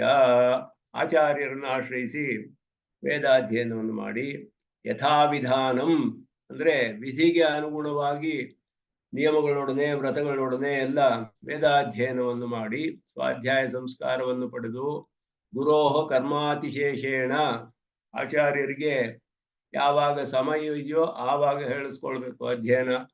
ಹೋಗಿ ಕೂತ್ಕೊಂಡು ಇವಾಗ ನಾನು ಫ್ರೀ ಆಗಿದ್ದೀನಿ ಹೇಳ್ಕೊಡಿ ಅಂತ ಹೇಳೋ ಹಂಗಿಲ್ಲ. ಗುರೋಹ ಕರ್ಮಾತಿಶೇಷೇಣ ಆಚಾರ್ಯರ ಕೈಂಕರ್ಯಗಳನ್ನೆಲ್ಲ ಮಾಡಿಕೊಂಡು ಯಾವಾಗ ಅವರಿಗೆ ಸಮಯವಿದೆಯೋ ಅವಕಾಶವಿದೆಯೋ ಅವರ ಅನುಷ್ಠಾನಗಳೆಲ್ಲ ಮುಗಿದು ಎಲ್ಲ ಆದ್ಮೇಲೆ ಆಮೇಲೆ ಹೋಗ್ಬೇಕು. ವಿಷ್ಣು ಪುರಾಣದ ಆರಂಭದಲ್ಲಿಯೇ ಬರುತ್ತೆ ಅದು. ಹಾಗೆಯೇ ಅವರೆಲ್ಲ ಅನುಷ್ಠಾನವೆಲ್ಲ ಮಾಡಿದ ಮೇಲೆ ಪ್ರಣಿಪತ್ಯ ಅಭಿವಾದ್ಯ ಚ ಅಂತ ಹೇಳ್ಬಿಟ್ಟು ಮೈತ್ರೇಯ ಪರಿಪಪ್ರಚ್ಚ ಪ್ರಣಿಪತ್ಯ ಅಭಿವಾದ್ಯ ಚ ಅವ್ರನ್ನ ಕೇಳ್ತಾರೆ. ಅವರೆಲ್ಲ ಅನುಷ್ಠಾನ ದಿನದ ಅನುಷ್ಠಾನ ಎಲ್ಲ ಮುಗಿದ ಮೇಲೆ, ಕರ್ಮಾತಿಶೇಷೇಣ ಕೈಂಕರ್ಯವೆಲ್ಲ ಮುಗಿದ ಮೇಲೆ ಅಧ್ಯಯನವನ್ನ ಮಾಡ್ಬೇಕು. ಇದುವರೆಗೂ ಇದು ಯಥಾವಿಧಾನಂ ಅಧೀತ್ಯ ಅಂತ ಹೇಳಿ ಆದ್ಮೇಲೆ ಅಭಿಸಮಾವೃತ್ಯ ವ್ರತ ಸಮಾವರ್ತನೆ ಮಾಡಿಕೊಂಡು ಕುಟುಂಬೇ ಶುಚೌದೇಶೆ ಅವನು ಕುಟುಂಬಿಯಾಗಬೇಕು, ಗೃಹಸ್ಥನಾಗಬೇಕು. ಒಂದು ಸ್ವಚ್ಛವಾದ ದೇಶದಲ್ಲಿ ಇದ್ದುಕೊಂಡು ಸ್ಥಳದಲ್ಲಿ ಸ್ವಾಧ್ಯಾಯಮಧೀಯಾನ. ಸ್ವಾಧ್ಯಾಯ ಅಂದ್ರೆ ವೇದವನ್ನು ಅಧ್ಯಯನ ಮಾಡಿಕೊಂಡು ಧಾರ್ಮಿಕಾನೇ ವಿದಧತ್ ಧರ್ಮವನ್ನ ಎಲ್ಲರಿಗೂ ಉಪದೇಶ ಮಾಡಿಕೊಂಡು ಅವನು ಆತ್ಮನಿ ಸರ್ವೇಂದ್ರಿಯಾಣಿ ಸಂಪ್ರತಿಷ್ಠಾಪ್ಯ ತನ್ನ ಇಂದ್ರಿಯಗಳನ್ನೆಲ್ಲ ನಿಯಮನದಲ್ಲಿ ಇಟ್ಟುಕೊಂಡು ಅಹಿಂಸನ್ ಸರ್ವಭೂತಾನಿ ಯಾರಿಗೂ ಯಾವ ಹಿಂಸೆಯನ್ನು ಮಾಡದೆ, ಅಹಿಂಸೆ ಎನ್ನುವುದು ಒಂದು ಆತ್ಮಗುಣ ಕಲ್ಯಾಣದಲ್ಲಿ ಹೇಳಲ್ಪಟ್ಟಿದೆ. ಅನ್ಯತ್ರ ತೀರ್ಥೇಭ್ಯ ಯಜ್ಞಯಾಗಾದಿಗಳನ್ನು ಬಿಟ್ಟು, ಅನ್ಯತ್ರ ತೀರ್ಥೇಭ್ಯ, ತೀರ್ಥ ಅಂದ್ರೆ ಇಲ್ಲಿ ಯಜ್ಞಯಾಗಾದಿಗಳು ಅಂತ ಅರ್ಥ ಶಾಸ್ತ್ರದಲ್ಲಿ ಹೇಳಲ್ಪಟ್ಟಿರೋದು. ಅಹಿಂಸನ್ ಸರ್ವಭೂತಾನಿ ಅನ್ಯತ್ರ ತೀರ್ಥೇಭ್ಯ, ಯಾರಿಗೂ ಹಿಂಸೆ ಮಾಡದೆ ಯಜ್ಞವನ್ನು ಬಿಟ್ಟು ಅಂತ ಅರ್ಥ. ಯಜ್ಞಗಳಲ್ಲಿ ಅಲ್ಲಿ ಯಜ್ಞವಧಃ ಅವಧಃ ಅಂತ ಹೇಳಿದೆ, ಹಿಂಸೆ ಅಲ್ಲ ಅಂತ ನಿಶ್ಚಯ ಮಾಡಿದೆ ಶಾಸ್ತ್ರದಲ್ಲಿ. ಸಹ ಖಲು ಏವಂ ವರ್ತೇನ್ ಯಾವದಾವಿಷಂ, ಹೀಗೆ ಅವನು ಜೀವನವೆಲ್ಲ ಇದ್ರೆ ಬ್ರಹ್ಮಲೋಕ ಸಂಪದ್ಯತೆ ನಚ ಪುನರಾವರ್ತತೆ. ಅವನು ಬ್ರಹ್ಮ ಉಪಾಸನೆ ಮಾಡಿ ಬ್ರಹ್ಮವನ್ನು ಪಡಿತಾನೆ. ಹೀಗೆ ಜೀವನವೆಲ್ಲ ಇಟ್ಕೊಂಡು ಉಪಾಸನೆ ಮಾಡ್ಬೇಕು ಅನ್ನೋದು ಅಂಡರ್ಸ್ಟುಡ್, ಇಲ್ಲಿ ಅರ್ಥ ಮಾಡ್ಕೊಳ್ಬೇಕು. ಅದನ್ನ ಈ ಬ್ರಹ್ಮಲೋಕವನ್ನು ಪಡಿತಾನೆ, ಮತ್ತೆ ಅವನಿಗೆ ಪುನರಾವೃತ್ತಿ ಇಲ್ಲ ಅಂತ ಹೇಳಿದೆ. ಇಲ್ಲಿ ಹೇಳಿರೋದು ಕುಟುಂಬಿ ಅಂತ ಹೇಳ್ಬಿಡ್ತೆ. ಕುಟುಂಬೇ ಶುಚೌದೇಶ ಸ್ವಾಧ್ಯಾಯ ಮದೀಯನ, ಗೃಹಸ್ಥನಿಗೆ ಮಾತ್ರ ಹೇಳಿದ ಹಾಗಿದೆ ಇಲ್ಲಿ. ಮಿಕ್ಕಿದ ಆಶ್ರಮದವ್ರಿಗೆ ಏನ್ ಮಾಡ್ಬೇಕು ಅದು ಹೇಳಲಿಲ್ಲ. ಇದು ಬರೀ ಗೃಹಸ್ಥರಿಗೆ ಎಲ್ಲರಿಗೂ ಅನ್ವಯಿಸುತ್ತೆಯೇ ಅನ್ನೋದು ಇಲ್ಲಿ ಪ್ರಶ್ನೆ. ಅದನ್ನ ಇಲ್ಲಿ ಮುಂದಿನ ಅಧ್ಯಾಯಕ್ಕೆ ಸಂಗತಿ ಅದು. ಇಲ್ಲಿ ಎಲ್ಲಾ ಆಶ್ರಮಗಳಿಗೂ ಪಾಂಡಿತ್ಯಂ ನಿರ್ವಿದ್ಯ ಬಾಲ್ಯೇನ ತಿಷ್ಠಾಸೀತೆ ಪಾಂಡಿತ್ಯಂಚ ಬಾಲ್ಯಂಚ ನಿರ್ವಿದ್ಯ ಅಥ ಮುನಿ ಅಂತ ಹೇಳಿದ್ರಲ್ಲ. ಮೌನಂಚ ಅಮೌನಂಚ ನಿರ್ವಿದ್ಯ ಅಥ ಬ್ರಾಹ್ಮಣ ಅಂತ ಹೇಳಿದಾಗ ಈ ಮೌನ ಅಂತ ಹೇಳೋದು ಇದೆಲ್ಲ ಎಲ್ಲಾ ಆಶ್ರಮಗಳಿಗೂ ಇಲ್ಲ ಬರೀ ಗೃಹಸ್ಥರಿಗೂ. ಯಾಕೆಂದ್ರೆ ಚಾಂದೋಗ್ಯದಲ್ಲಿ ಬರೀ ಗೃಹಸ್ಥರು ಅಂತಾನೆ ಹೇಳಿದೆ, ಬೇರೆಯವ್ರಿಗೆಲ್ಲ ಏನು ಹೇಳಿದ್ವಲ್ಲ. ಅಭಿಸಮಾವರ್ತ್ಯ ಕುಟುಂಬೆ ಶುಚೌ ದೇಶೇ ಇತ್ಯಾರಭ್ಯ ಸಕಲ್ವೇವಂ ವರ್ತಯನ್ ಬ್ರಹ್ಮಲೋಕಮಪಿ ಸಂಪದ್ಯತೆ ನ ಚ ಪುನರಾವರ್ತತೆ. ಯಾವದಾವಿಷಂ ಗಾರ್ಹಸ್ಥ್ಯ ಧರ್ಮೇಣ ಸ್ಥಿತಿ ದರ್ಶನಂ ಉಪಪದ್ಯತೆ. ಹೇಗೆ ಚಾಂದೋಗ್ಯದಲ್ಲಿ ಗಾರ್ಹಸ್ಥ್ಯ ಧರ್ಮದಲ್ಲೇ ಇರಬೇಕು ಯಾವದಾವಿಷಂ ಅಂತ ಹೇಳ್ಬಿಟ್ಟಿದ್ಯಲ್ಲ, ಬೇರೆ ಆಶ್ರಮಗಳಿಗೆ ಹೋಗೋ ಅವಕಾಶವೇ ಇಲ್ವಲ್ಲ ಅಂತ ಇಲ್ಲಿ ಪ್ರಶ್ನೆ. ಕರ್ಮಕಾಂಡದಲ್ಲಿ ಪೂರ್ವಮೀಮಾಂಸಕರು ಹಾಗೆ ಹೇಳ್ತಾರೆ. ಅವರಿಗೆ ಸನ್ಯಾಸ ಅನ್ನೋದು ಆಶ್ರಮವೇ ಇಲ್ಲ ಅಂತಾರೆ ಅವರು ಪೂರ್ವಮೀಮಾಂಸಕರು. ಅವ್ರ ಗೃಹಸ್ಥರೇ, ಅವ್ರ ಕರ್ಮವೇ ಪ್ರಧಾನ ಅವರಿಗೆ. ಯಾವದಾಯುಷಂ ಅಗ್ನಿಹೋತ್ರಂ ಜುಹೋತಿ ಅಂತ ಹೇಳಿದಾಗ ಬದುಕಿರೋವರೆಗೂ ಯಾವ ಜೀವಂ ಅಗ್ನಿಹೋತ್ರಂ ಜುಹೋತಿ ಅದನ್ನ ಮಾಡ್ಕೊಂಡೇ ಇರ್ಬೇಕು. ಅವ್ರ ಪ್ರಕಾರ ನಿತ್ಯ ನೈಮಿತಿಕ ಕರ್ಮಗಳನ್ನ ಸಾತ್ವಿಕ ತ್ಯಾಗಗಳನ್ನ ಮಾಡ್ಕೊಂಡೇ ಪ್ರಾರಬ್ಧ ಕರ್ಮವನ್ನು ಕಳಿಬೇಕು ಅವರಿಗೆ. ಹಾಗೆಯೇ ಕರ್ಮದಿಂದಲೇ ಅವರಿಗೆ ಕರ್ಮಾನುಷ್ಠಾನದಿಂದಲೇ ಪ್ರಾರಬ್ಧ ಎಲ್ಲ ಹೋಗುತ್ತೆ, ಆಮೇಲೆ ಮೋಕ್ಷ ಅಂತ ಹೇಳ್ತಾರೆ ಅವರು. ಆದ್ದರಿಂದ ಅವರು ಕುಟುಂಬಿಯಾಗಿಯೇ ಇರಬೇಕು ಅಂತ ಹೇಳ್ತಾರೆ ಪೂರ್ವಮೀಮಾಂಸಕರು. ಅದನ್ನ ಇಲ್ಲಿ ಚಾಂದೋಗ್ಯದಲ್ಲಿ ಹಾಗೆಯೇ ಹೇಳಿದ ಹಾಗಿದೆ. ಅದಕ್ಕೆ ಏನು ಪರಿಹಾರ ಅನ್ನೋದಕ್ಕೆ ಬಾದರಾಯಣರು ಅದನ್ನ ಯೋಚಿಸಿ ಈ ರೀತಿ ಸಂಶಯ ಬರುತ್ತೆ ಯೋಚಿಸಿ ಒಂದು ಸೂತ್ರ ಹೇಳ್ತಾರೆ ಇಲ್ಲಿ. ಕೃತ್ಸ್ನ ಭಾವಾತ್ತು ಗೃಹಿಣೋಪಸಂಹಾರ. ತು ಅನ್ನೋದ್ರೆ ವ್ಯಾವೃತ್ತಿ ಮಾಡುತ್ತೆ ಪಕ್ಷವನ್ನ. ಬಟ್ ಅಂತ ಆದರೆ ಕೃತ್ಸ್ನ ಭಾವಾತ್ ಗೃಹಿಣೋಪಸಂಹಾರ ಎಲ್ಲರನ್ಗೂ ಅನ್ವಯಿಸೋದನ್ನ ಗೃಹಸ್ಥರಿಂದ ಉಪಸಂಹಾರ ಮಾಡಿದೆ ಉಪನಿಷತ್ತು. ಗೃಹಸ್ಥರನ್ನು ಮುಖ್ಯವಾಗಿ ಹೇಳಿ ಉಪಸಂಹಾರ ಮಾಡಿದೆಯೇ ಹೊರತು ಇದು ಎಲ್ಲರಿಗೂ ಅನ್ವಯಿಸುವ ವಿಷಯ ಅಂತ ಬಾದರಾಯಣರು ಸಿದ್ಧಾಂತವನ್ನು ಹೇಳ್ತಾರೆ. ತು ಅಂದ್ರೆ ತು ಶಬ್ದ ಚೋದ್ಯಂ ವ್ಯಾವರ್ತಯತಿ, ಬಂದಿರುವ ಆಶಂಕೆಯನ್ನ ತಳ್ಳಿ ಹಾಕುತ್ತೆ. ಅದನ್ನ ಇದು ಈ ರೀತಿ ಆಶಂಕೆ ಪಡ್ಬೇಕಾಗಿಲ್ಲ ಅಂತ ಹೇಳ್ಬಿಟ್ಟು. ಯಾಕೆ ಅಂದ್ರೆ ಕೃತ್ಸ್ನ ಭಾವಾತ್, ಕೃತ್ಸ್ನೇಶು ಭಾವಾತ್. ಕೃಷ್ಣ ಅಂದ್ರೆ ಎಲ್ಲರಲ್ಲಿಯೂ ಅಂತ, ಎಲ್ಲರಲ್ಲಿಯೂ ಇರೋದ್ರಿಂದ ಅಂದ್ರೆ ಕೃತ್ಸ್ನೇಶು ಆಶ್ರಮೇಶು ವಿದ್ಯಾಯಾಹ ಸದ್ಭಾವಾತ್. ಎಲ್ಲ ಆಶ್ರಮಿಗಳಿಗೂ ಉಪಾಸನೆ ಮಾಡೋಕ್ಕೆ ಅಧಿಕಾರ ಇದೆ ಅಂತ ಅಷ್ಟು ವಿಸ್ತಾರವಾಗಿ ಎಲ್ಲ ಪರೀಕ್ಷೆ ಮಾಡಿ ಅನೇಕ ಉಪನಿಷತ್ ವಾಕ್ಯಗಳನ್ನ ಎಲ್ಲ ಸನ್ಯಾಸಕ್ಕೂ ವಿಧಿ ಇದೆ. ಅವನು ವೇದವನ್ನ ಅಗ್ನಿಯನ್ನ ಅವನು ಉದ್ವಾಸನೆ ಮಾಡಬಾರ್ದು ಅಂತ ಹೇಳಿ ಉದ್ವಾಸನೆ ಮಾಡಿದ್ರೆ ಅವನಿಗೆ ದೋಷ ಹೇಳಿದೆ ವೇದದಲ್ಲಿ. ವೀರಹಾವ ಏಷಃ ಯೋಗ್ನಿಮುದ್ವಾಸಯತೆ ಅಂತ ಹೇಳಿದೆ. ಅಗ್ನಿಯನ್ನು ಉದ್ವಾಸನೆ ಮಾಡಿದ್ರೆ ದೋಷ ಅಂತ ಹೇಳಿದೆಯಲ್ಲ, ಮಾಡೋ ಹಾಗಿಲ್ಲ ಅಂದ್ರೆ ಭಿಕ್ಷಾಚರ್ಯಂ ಚರಂತಿ ಅಂತಾನು ವೇದ ಹೇಳಿದೆ. ಆದ್ದರಿಂದ ಸನ್ಯಾಸಕ್ಕೂ ವಿಧಿ ಇದೆ. ವಿರಕ್ತರಾದವರಿಗೆ ಅದೆಲ್ಲ ಬಿಟ್ಟು ಸನ್ಯಾಸವನ್ನ ಸ್ವೀಕಾರ ಮಾಡ್ತಾರೆ. ಅವಿರಕ್ತರ ವಿಷಯ ಅದು ಅಂತ ಹೇಳ್ತು. ಗೃಹಸ್ಥರಾಗಿಯೇ ಇರುವಂತಹವ್ರ ವಿಷಯ. ಗೃಹಸ್ಥರಾಗಿದ್ದುಕೊಂಡು ಉಪಾಸನೆ ಮಾಡ್ಬೋದು. ಅದನ್ನು ಬಿಟ್ಟು ಸನ್ಯಾಸ ಸ್ವೀಕಾರ ಮಾಡಿದ್ರೆ ಸನ್ಯಾಸಿಗೆ ಅಗ್ನಿ ಕಾರ್ಯ ಇಲ್ಲದೆ ಇರೋದ್ರಿಂದ ಅವರಿಗೆ ಅದು ಅನ್ವಯಿಸೋದಿಲ್ಲ. ಇದನ್ನೆಲ್ಲ ಸ್ಥಾಪನೆ ಮಾಡಿ ಹಿಂದೆ ಎಲ್ಲರಿಗೂ ಉಪಾಸನೆಗೆ ಅವಕಾಶ ಇದೆ ಅನ್ನೋದನ್ನ ಸ್ಥಾಪನೆ ಮಾಡಿದ್ರು. ಆದ್ದರಿಂದ ವಿದ್ಯಾಯಾಹ ಸರ್ವೇಷು ಆಶ್ರಮೇಶು ಕೃಷ್ಣೇಶು ಆಶ್ರಮೇಶು ಸದ್ಭಾವಾತ್, ಎಲ್ಲರಿಗೂ ಉಪಾಸನೆ ಅವಕಾಶ ಇರೋದ್ರಿಂದ ಗೃಹಿಣ ಅಪಿ ಅಸ್ತಿ ಇತಿ ತೇನ ಉಪಸಂಹಾರ, ಗೃಹಸ್ಥನಿಗೂ ಇದೆ ಅಂತ ಹೇಳೋದನ್ನ ಅಷ್ಟೇ ಇಲ್ಲಿ ಉದ್ದೇಶವೇ ಹೊರತು ಶ್ರುತಿಗೆ ಬರೀ ಗೃಹಸ್ಥರಿಗೆ ಮಾತ್ರವೇ ಅಂತ ಅರ್ಥವಲ್ಲ. ಇದು ಚಾಂದೋಗ್ಯದಲ್ಲಿಯೇ ಬೇರೆ ಕಡೆ ಇದು ಸರ್ವಶಾಖಾ ಪ್ರತ್ಯಯ ನ್ಯಾಯ ಅಂತ ಒಂದು ನ್ಯಾಯ. ಈ ಶಾಖೆಯಲ್ಲಿಯೇ ಬೇರೆ ಕಡೆ ವಾಕ್ಯಗಳಿಗೂ ವಿರೋಧ ಇರಬಾರ್ದು, ಪ್ರಕರಣಗಳಿಗೂ ವಿರೋಧ ಇರಬಾರ್ದು. ಚಾಂದೋಗ್ಯದಲ್ಲಿಯೇ ಮತ್ತೊಂದು ಕಡೆ ಏನ್ ಹೇಳಿದೆ ಅಂತ ಹೇಳಿದ್ರೆ ಎಲ್ಲ ಮೂರು ಆಶ್ರಮಗಳನ್ನ ಹೇಳಿ ಬ್ರಹ್ಮ ತ್ರಯೋ ಧರ್ಮಸ್ಕಂದಾಹ ಅಂತ ಆರಂಭಿಸುತ್ತೆ. ಚಾಂದೋಗ್ಯ ಉಪನಿಷತ್ತಿನ ವಾಕ್ಯವೇ ಅದು, ತ್ರಯೋ ಧರ್ಮಸ್ಕಂದಾಹ ಅಂತ ಹೇಳಿ ಯಜ್ಞೋ ಅಧ್ಯಯನಂ ದಾನಮಿತಿ ಪ್ರಥಮಃ. ಯಜ್ಞ ಅಧ್ಯಯನ ದಾನ ಇದು ಮೊದಲನೆಯ ಧರ್ಮವನ್ನ ಆಶ್ರಯಿಸಿರುವ ಆಶ್ರಮ. ಮೂರು ಆಶ್ರಮಗಳು ಧರ್ಮವನ್ನು ಆಶ್ರಯಿಸಿವೆ. ತ್ರಯೋ ಧರ್ಮಸ್ಕಂಧಾಹ. ಮೂರು ಭಾಗಗಳು. ಸ್ಕಂದ ಅಂದ್ರೆ ಭಾಗ ಅಂತ ಅರ್ಥ. ಮೂರು ಭಾಗಗಳು, ಮೂರು ಆಶ್ರಮಗಳು ಆಶ್ರಯಿಸಿವೆ ಧರ್ಮವನ್ನ. ಯಜ್ಞೋ ಅಧ್ಯಯನಂ ದಾನಮಿತಿ ಪ್ರಥಮ. ಯಜ್ಞ ಅಧ್ಯಯನ ದಾನ ಇದೆಲ್ಲ ಮೊದಲನೇದು ಹೇಳಿರೋದು ಗೃಹಸ್ಥರದು. ತಪ ಏವ ದ್ವಿತೀಯ. ತಪ ಏವ ದ್ವಿತೀಯ. ತಪಸ್ಸೇ ಎರಡನೆಯ ಆಶ್ರಮ. ಆ ತಪಸ್ಸು ಅನ್ನೋದ್ರಲ್ಲಿ ವಾನಪ್ರಸ್ಥರು ಸನ್ಯಾಸಿಗಳು ಇಬ್ರು ಸೇರಿಸಿದ್ದಾರೆ. ಇಬ್ರಿಗೂ ತಪಸ್ ಪ್ರಧಾನವಾದದ್ರಿಂದ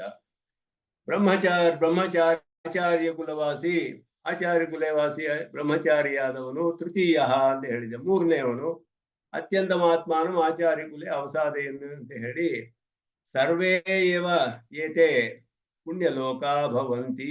ಇವರೆಲ್ಲರಿಗೂ ಪುಣ್ಯಲೋಕಗಳು ಬರುತ್ತೆ ಅಂತ ಹೇಳಿದ್ರೆ, ಬ್ರಹ್ಮಜ್ಞಾನವಿಲ್ಲದೆ ಮಾಡಿದ್ರೆ ಸ್ವರ್ಗಾದಿ ಲೋಕಗಳ ಪ್ರಾಪ್ತಿ ಎಲ್ಲರಿಗೂ ಇದೆ, ಎಲ್ಲರಿಗೂ ಪುಣ್ಯಲೋಕಗಳು ಬರುತ್ತೆ.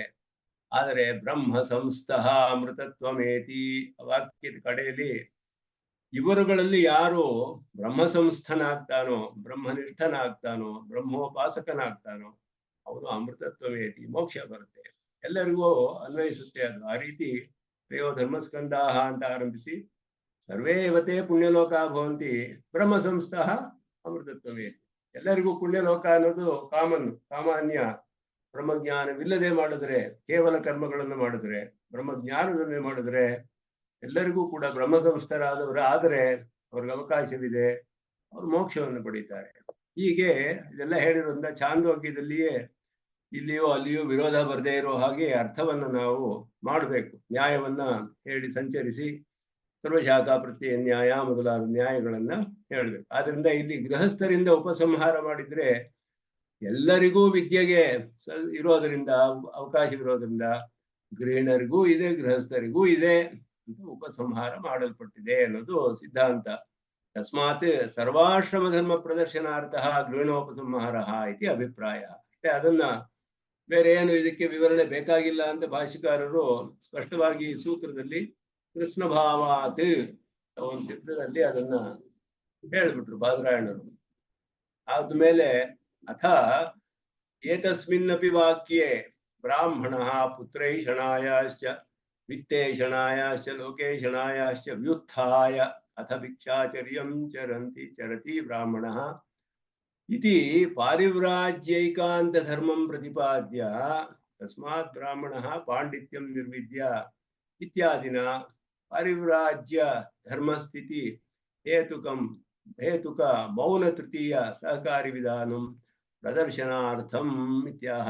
ಇದಕ್ಕೆ ಸಮರ್ಥನೆ ಮಾಡೋದಕ್ಕೆ ಇಲ್ಲಿ ಗೃಹಸ್ಥರಿಗೆ ಉಪಸಂಹಾರ ಮಾಡಿರೋ ಹಾಗೆಯೇ ಇಲ್ಲಿ ಪರಿವ್ರಾಜಕರಿಗೆ ಪ್ರಧಾನವಾದ ಮೌನವನ್ನ ಎಲ್ಲ ಆಶ್ರಮಗೂ ಅನ್ವಯಿಸುವ ಮೌನವು ಪರಿವ್ರಾಜಕ್ಕೆ ಪ್ರಧಾನವಾಗಿರೋದ್ರಿಂದ ಪರಿವ್ರಾಜರಿಗೆ ಇಲ್ಲಿ ಹೇಳಿದ್ರು ಎಲ್ಲ ಆಶ್ರಮಕ್ಕೂ ಇದು ಅನ್ವಯಿಸುತ್ತೆ. ಅಲ್ಲಿ ಹೇಗೆ ಗೃಹಸ್ಥರಿಗೆ ಮಾತ್ರ ಉಪಸಂಹಾರ ಮಾಡೋದು ಎಲ್ಲ ಆಶ್ರಮಕ್ಕೂ ಅನ್ವಯಿಸುತ್ತೋ, ಇಲ್ಲಿ ಹೇಳಿರುವ ಮೌನ ಅನ್ನೋದು ಪರಿವ್ರಾಜಕರಲ್ಲಿ ವಿಶೇಷವಾಗಿ ಕಂಡು ಬರುವಂತಹದ್ದು. ಅದು ಎಲ್ಲ ಆಶ್ರಮದವರೆಗೂ ಇದು ಕೂಡ ಅನ್ವಯಿಸುತ್ತೆ, ಇದು ಸಹಕಾರಿ ಅನ್ನೋದನ್ನ ಅಲ್ಲಿಯೂ ಇಲ್ಲಿಯೂ ಎರಡು ಸಮರ್ಥನೆ ಮಾಡ್ತಾರೆ. ಇಲ್ಲಿ ಮೌನ ಅಂತ ಹೇಳಿರೋದು ಬರೀ ಬ್ರಾಹ್ಮಣ ಅಂತ ಹೇಳಿ ಬ್ರಹ್ಮ ಬಿದ್ದಾದವನು ಯಾರು ಪುತ್ರೈಷಣ ಎಲ್ಲ ಬಿಟ್ಟುಬಿಟ್ಟು ಈಶಣ ತ್ರಯಗಳನ್ನ ವ್ಯುತ್ಥಾಯ ಎಲ್ಲ ಬಿಟ್ಟು ಬಿಡ್ತಾನ ಅವನು. ಈಶಣ ತ್ರಯಗಳನ್ನ, ಈಶಣ ಅಂದ್ರೆ ಆಸೆಗಳು ಅಂತ ಅರ್ಥ. ಪುತ್ರ ಪ್ರಜೆಗಳು ಪ್ರಜೋತ್ಪತ್ತಿ ಮಾಡಬೇಕು, ವಿತ್ತೇಷಣಶ್ಚ ಲೋಕೇಶಣಶ್ಚ ಎಲ್ಲವನ್ನು ಈಶಣ ತ್ರಯಗಳನ್ನ ಬಿಟ್ಟು ಪ್ರೇಷ ಮಂತ್ರ ಅಂತ ಹೇಳೋದಿದೆ, ಪ್ರೇಷ ಮಂತ್ರ ಅಂತ ಇದನ್ನೆಲ್ಲ ಹೇಳಿ ಬಿಟ್ಟು ಭಿಕ್ಷಾಚರ್ಯಂ ಚರಂತಿ, ಸನ್ಯಾಸ ಸ್ವೀಕಾರ ಮಾಡ್ತಾರೆ. ಇದು ಪಾರಿವ್ರಾಜ್ಯ ಏಕಾಂತ ಧರ್ಮಂ ಪ್ರತಿಪಾದ್ಯ. ಪಾರಿವ್ರಾಜಕರಿಗೆ ಏಕಾಂತವಾದ ಅವರಿಗೆ ಮೀಸಲಾದಂತಹ ಬ್ರಾಹ್ಮಣ ಅಂತ ಹೇಳಿರೋದ್ರಿಂದ ಇದು ಮೌನ ಅನ್ನೋದು ಅವರಿಗೆ ಪ್ರಧಾನವಾದದ್ದು. ತಸ್ಮಾತ್ ಬ್ರಾಹ್ಮಣ ಅಂತ ಇಲ್ಲೂ ಹೇಳಿದೆ, ಬ್ರಾಹ್ಮಣ ಅಂತ ಹೇಳಿದೆ. ಪಾಂಡಿತ್ಯಂ ನಿರ್ವಿದ್ಯ ಇತ್ಯಾದಿನ ಪಾರಿವ್ರಾಜ್ಯ ಧರ್ಮಸ್ಥಿತಿ ಹೇತುಕ ಮೌನ ತೃತೀಯ ಸಹಕಾರಿ ವಿಧಾನಂ ಇಲ್ಲೂ ಹೀಗೆ ಹೇಳಿರೋದು ಏನಕ್ಕೆ ಅಂತ ಹೇಳಿದ್ರೆ ಎಲ್ಲಕ್ಕೂ ಪ್ರದರ್ಶನಾರ್ಥ, ಸೂಚನೆ ಅಷ್ಟೇ. ಅದು ಎಲ್ಲಾ ಆಶ್ರಮಗಳಿಗೂ ಇದೆ. ಇವರಿಗೆ ವಿಧಾನ ವಿಶೇಷವಾಗಿ ಬ್ರಾಹ್ಮಣ ಅಂತ ಹೇಳಿದ್ರೆ ಬ್ರಹ್ಮವಿತ್ತು ಅನ್ನೋದು ಬ್ರಹ್ಮ ಸಂಸ್ಥಃ ಅನ್ನೋ ಅರ್ಥದಲ್ಲಿ ತಗೋಬೇಕು. ಬ್ರಹ್ಮ ಸಂಸ್ಥಃ ಅಮೃತತ್ವವೇ. ಯಾರು ಬ್ರಹ್ಮೋಪಾಸಕನೋ ಅವನಿಗೆ ಎಲ್ಲಾ ಬ್ರಹ್ಮೋಪಾಸಕರಿಗೂ ಅನ್ವಯಿಸುವಂತಹದ್ದು ಅನ್ನೋದನ್ನ ಮೌನವದಿತರೇಷಾಮಪಿ ಉಪದೇಶಾತ್ ಸೂತ್ರದಲ್ಲಿಯೂ ಅದನ್ನು ಸ್ಪಷ್ಟಪಡಿಸಿರೋನು. ಗೃಹಸ್ಥರಿಗೆ ಹೇಳಿರೋದಕ್ಕೆ ಕೃಷ್ಣ ಭಾವಾತ್ತು ಅಂತ ಹೇಳಿ, ಇಲ್ಲಿ ಮೌನ ಹೇಳಿರೋದು ಮೌನವತ್ ಇತರೇಶಾಮಪಿ ಉಪದೇಶ, ಎಲ್ಲರಿಗೂ ಇದು ಅನ್ವಯಿಸುತ್ತೆ. ಸರ್ವೇಷಣ ವಿನಿರ್ಮುಕ್ತಸ್ಯ, ಸರ್ವ ಈಷಣ ವಿನಿರ್ಮುಕ್ತಸ್ಯ, ಎಲ್ಲ ಆಸೆಗಳನ್ನು ಬಿಟ್ಟವನು ಭಿಕ್ಷಾಚರಣ ಪೂರ್ವಕ ಮೌನೋಪದೇಶ, ಸನ್ಯಾಸವನ್ನು ಭಿಕ್ಷಾಚರ್ಯಂ ಚರಂತಿ ಅಂತ ಹೇಳಿ ಲೋಕಮಿಚ್ಛಂತಹ ಅಂತ ಹೇಳಿ ಪರಮಾತ್ಮನನ್ನು ಇಚ್ಛೆಪಟ್ಟು ಎಲ್ಲ ಸನ್ಯಾಸ ಧರ್ಮವನ್ನು ಸ್ವೀಕಾರ ಮಾಡ್ತಾರೆ ಅಂತ ಹೇಳಿರೋದು ಅಂತಹವರಿಗೆ ಮೌನೋಪದೇಶ. ಆಶ್ರಮ ಧರ್ಮಾಣಂ ಪ್ರದರ್ಶನಾರ್ಥ, ಎಲ್ಲ ಆಶ್ರಮ ಧರ್ಮಗಳಿಗೂ ಸಮಾನವಾಗಿ ಇದೆ.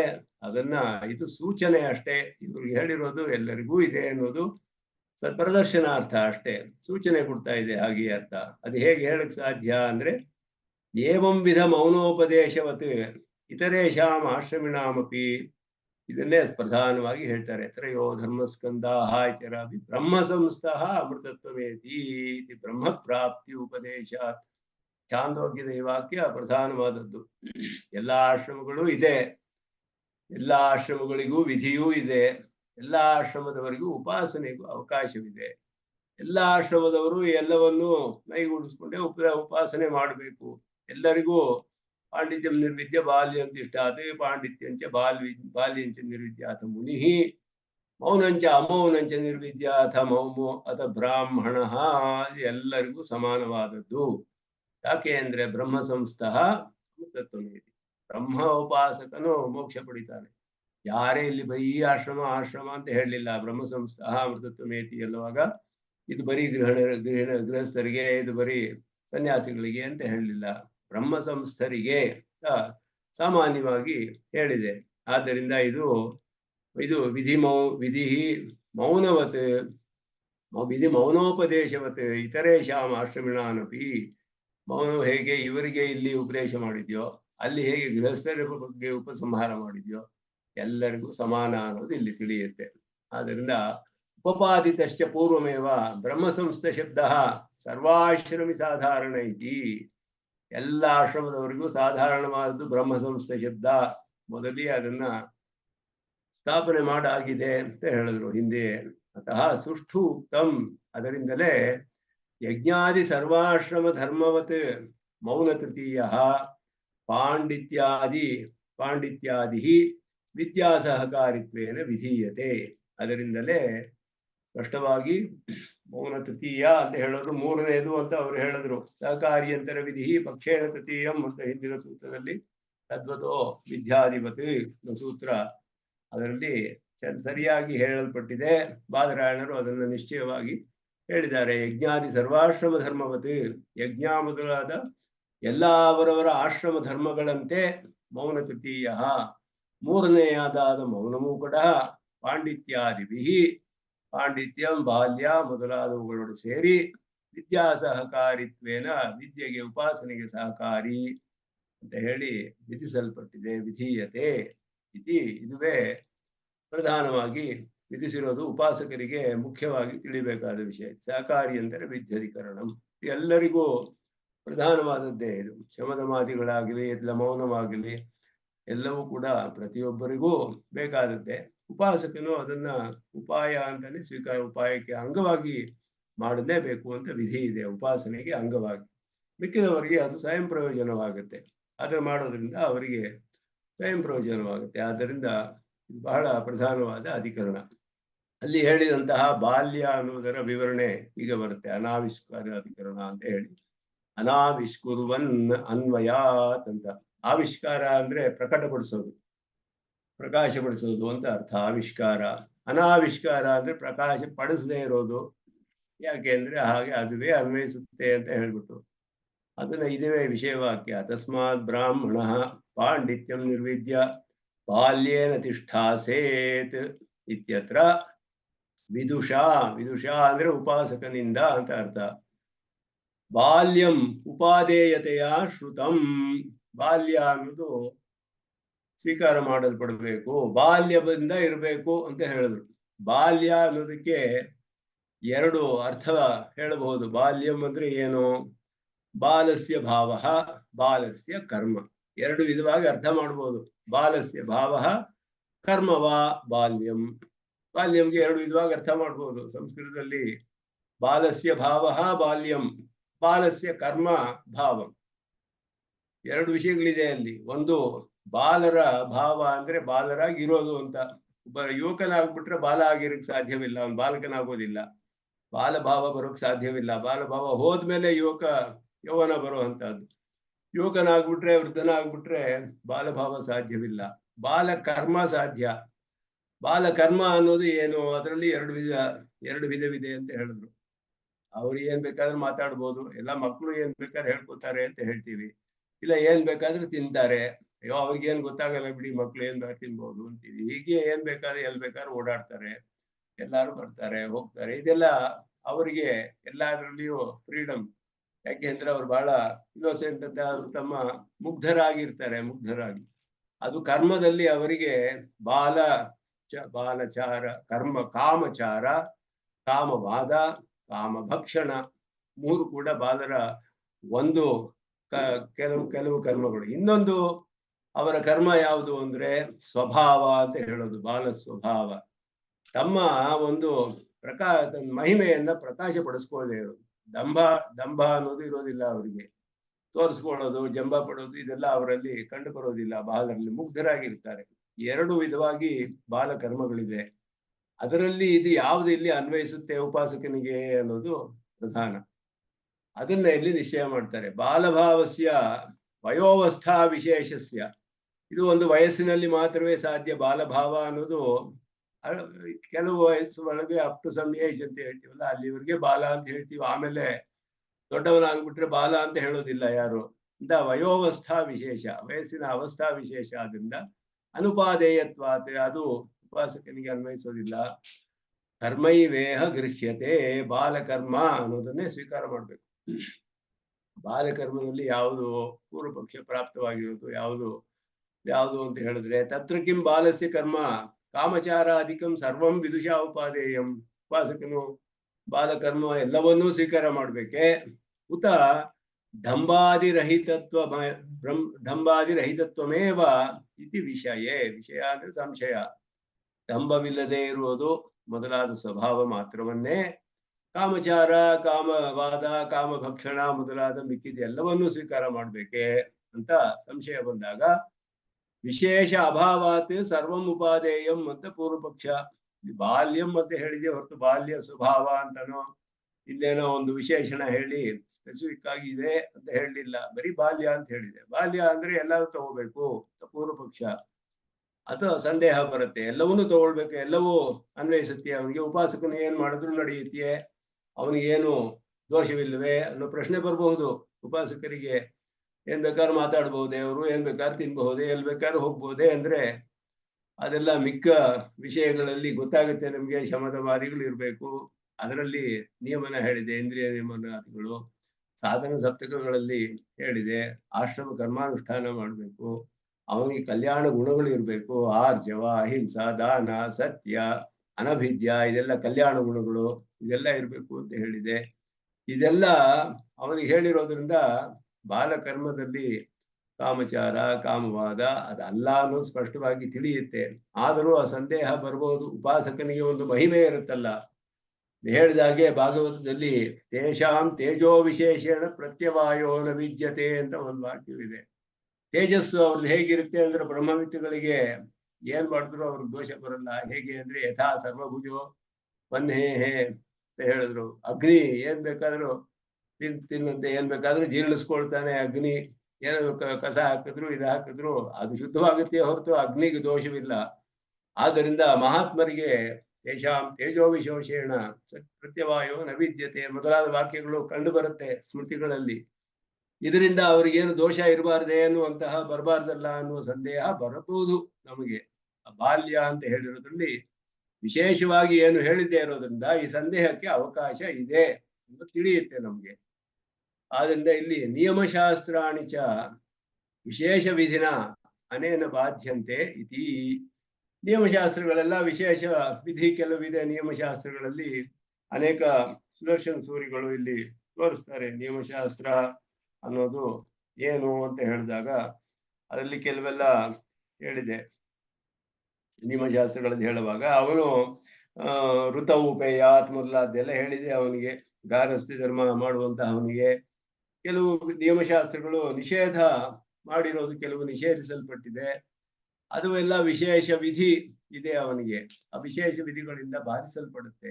ನಿಯಮಶಾಸ್ತ್ರಾಣಿಕ ವಿಶೇಷ ವಿಧಿನ ಅನೇನ ಬಾಧ್ಯಂತೆ ಅಂತ ಹೇಳಿದ್ರೆ ಇಂದ್ರಿಯ ನಿಗ್ರಹ ಮಾಡಬೇಕು ಅನ್ನುವಂತಹ ಶಾಸ್ತ್ರ. ನಿಯಮಶಾಸ್ತ್ರಗಳು ಅಂತ ಹೇಳಿದ್ರೆ ಎಲ್ಲವನ್ನು ನಿಯಮದಲ್ಲಿ ಇಟ್ಕೊಳ್ಬೇಕು. ತನ್ನ ಇಂದ್ರಿಯ ನಿಗ್ರಹಾದಿಗಳನ್ನ ಇಟ್ಕೊಳ್ಳೋದು. ಅವನು ಬೇಕಾದ ಹಾಗೆ ತಿನ್ನೋ ಹಂಗಿಲ್ಲ, ಅವನಿಗೆ ಸಾತ್ವಿಕ ಆಹಾರ ಸೇವನೆ ಮೊದಲಾದೆಲ್ಲ ಕೆಲವು ವಿಶೇಷ ವಿಧಿಗಳಿದೆ, ಕೆಲವು ವಿಷಯಗಳಿಗೆ ಮಾತ್ರ.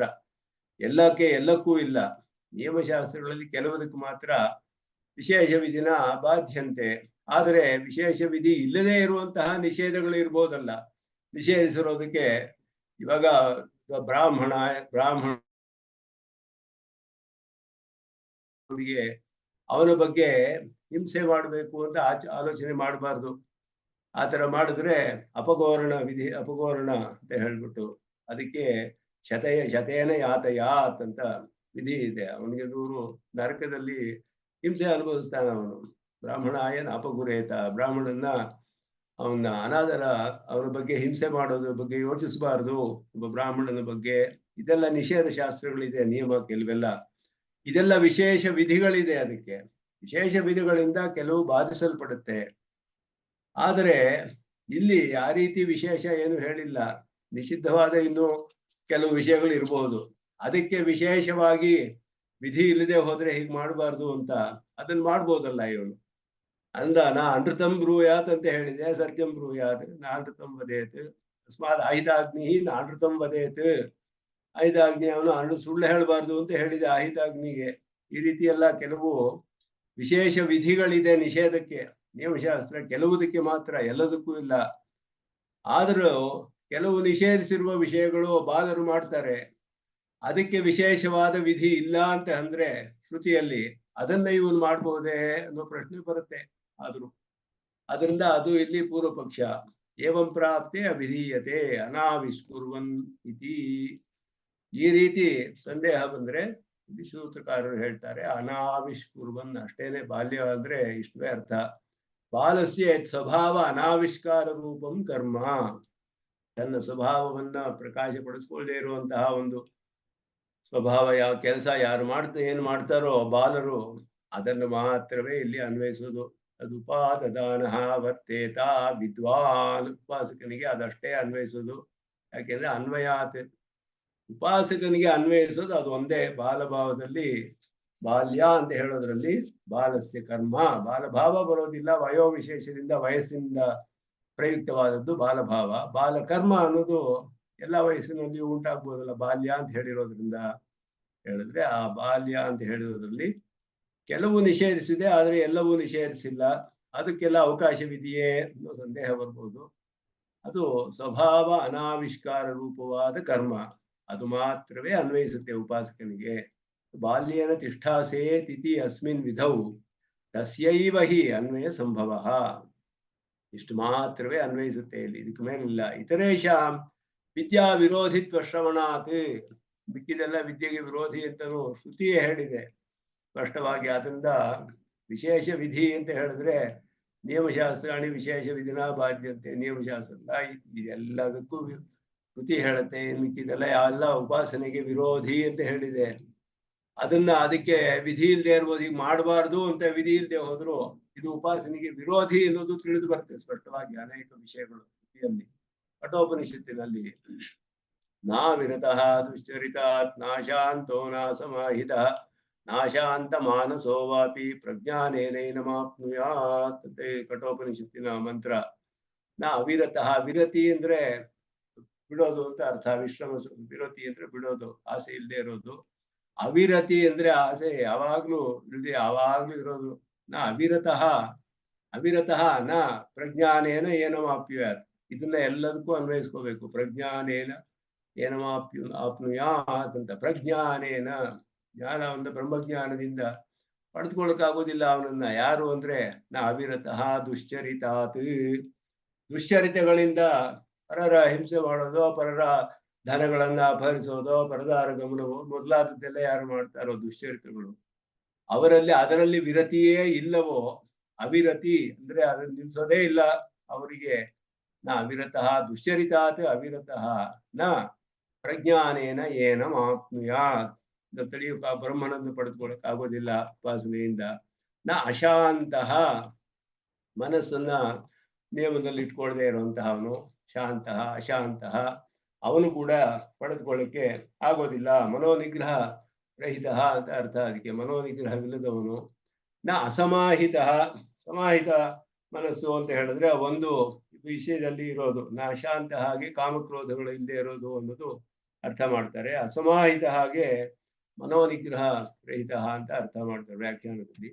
ಅಶಾಂತಹ ಅಂತ ಹೇಳಿದ್ರೆ ಕಾಮಕ್ರೋಧಾದಿಗಳನ್ನು ಇಲ್ಲ, ಅವನನ್ನ ಉಳ್ಳವನು, ಕಾಮಕ್ರೋಧ ಉಳ್ಳವನು, ಅದನ್ನು ಜಯಿಸದೇ ಇರೋವನು ಅಂತ ಅರ್ಥ ಅಶಾಂತಹ. ನ ಅಸಮಾಹಿತ ಅಂತ ಹೇಳಿದ್ರೆ ಮನೋನಿಗ್ರಹ ಇಲ್ಲೇ ಇರೋದು. ಸಮಾಹಿತ ಮನಸ್ಕಃ ಅಂತ ಹೇಳುವ ಹಾಗೆ ಮನಸ್ಸಿನ ಒಂದು ಸ್ಥಿತಿ ಸಮಾಧಾನ ಇರೋದು, ಅದಿಲ್ಲದೆ ಇರೋದು, ಮನೋನಿಗ್ರಹವಿಲ್ಲದೆ ಇರೋದು. ನ ಅಶಾಂತ ಮಾನಸೋ ವಾಪಿ, ಅದಕ್ಕೆ ಅಶಾಂತ ಮಾನಸಃ ವಾಪಿ ಅಂತ ಹೇಳುವಾಗ ಅದಕ್ಕೆ ಬೇರೆ ಬೇರೆ ನಾನಾ ವಿಧವಾದ ವ್ಯಾಪಾರಗಳಲ್ಲಿ ಉಳ್ಳುವಂತಹದ್ದು ಮೊದಲಾದದ್ದು. ಅಶಾಂತ ಮಾನಸಃ ಅದು ಮನೋನಿಗ್ರಹ ವಿಷಯವೇ. ಬೇರೆ ಬೇರೆ ವ್ಯಾಪಾರಗಳಲ್ಲಿ ಅಸಮಾಹಿತ ಅಂದ್ರೆ, ಸಮಾಹಿತ ಮನಸ್ಸು ಅಂದ್ರೆ ಒಂದರಲ್ಲಿ ಮನಸ್ಸನ್ನ ಇಡೋದು, ಒಂದು ಕಡೆ ಮನಸ್ಸನ್ನ ಏಕಾಗ್ರತೆ ಉಳ್ಳದು ಅಂತ ಅರ್ಥ. ಬೇರೆ ಬೇರೆ ವ್ಯಾಪಾರಗಳಲ್ಲಿ ವಿಕ್ಷಿಪ್ತವಾದ ಮನಸ್ಸು ಯಾರಿಗಿದೆಯೋ ಅವನು. ಇವರುಗಳಿಗೆಲ್ಲ ಯಾರಿಗೂ ಪರಮಾತ್ಮನನ್ನು ಪಡೆದುಕೊಳ್ಳಕ್ಕೆ ಆಗೋದಿಲ್ಲ. ಅವಿರತಃ ದುಶ್ಚರಿತಾದ ಅವಿರತಃ ನ ಪ್ರಜ್ಞಾನೇನ ಏನಮಾಪ್ನುಯಾತ್. ಅಶಾಂತಃ ನ ಪ್ರಜ್ಞಾನೇನ ಏನಮಾಪ್ನುಯಾತ್. ನ ಅಸಮಾಹಿತಃ ಪ್ರಜ್ಞಾನೇನ ಏನಮಾಪ್ನುಯಾತ್. ನ ಅಶಾಂತ ಮಾನಸಃ ವಾ ಅಪಿ ಪ್ರಜ್ಞಾನೇನ ಏನಂ ಆಪ್ನುಯಾತ್. ಇದು ಯಾರಿಗೂ ಆಗೋದಿಲ್ಲ ಪರಮಾತ್ಮನ ಪಡೆದುಕೊಳ್ಳಕ್ಕೆ.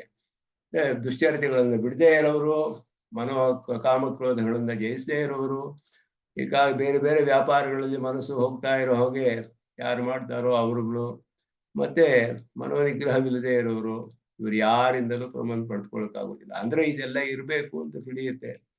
ಇದೆಲ್ಲ ಇಲ್ಲದೆ ಇರೋರು ಪಡೆದುಕೊಳ್ಳಕ್ಕಾಗಲ್ಲ ಅಂದ್ರೆ ಒಬ್ಬ ಉಪಾಸಕನಿಗೆ ಇದೆಲ್ಲ ವಿರೋಧಿ ಅನ್ನೋದು ಸ್ಪಷ್ಟವಾಗಿ ಈ ವಾಕ್ಯದಿಂದ ತಿಳಿಯುತ್ತೆ. ಅದರಿಂದ ಇತರೇಶಾಂ ವಿದ್ಯಾ ವಿರೋಧಿತ್ವ ಶ್ರವಣಾತ್.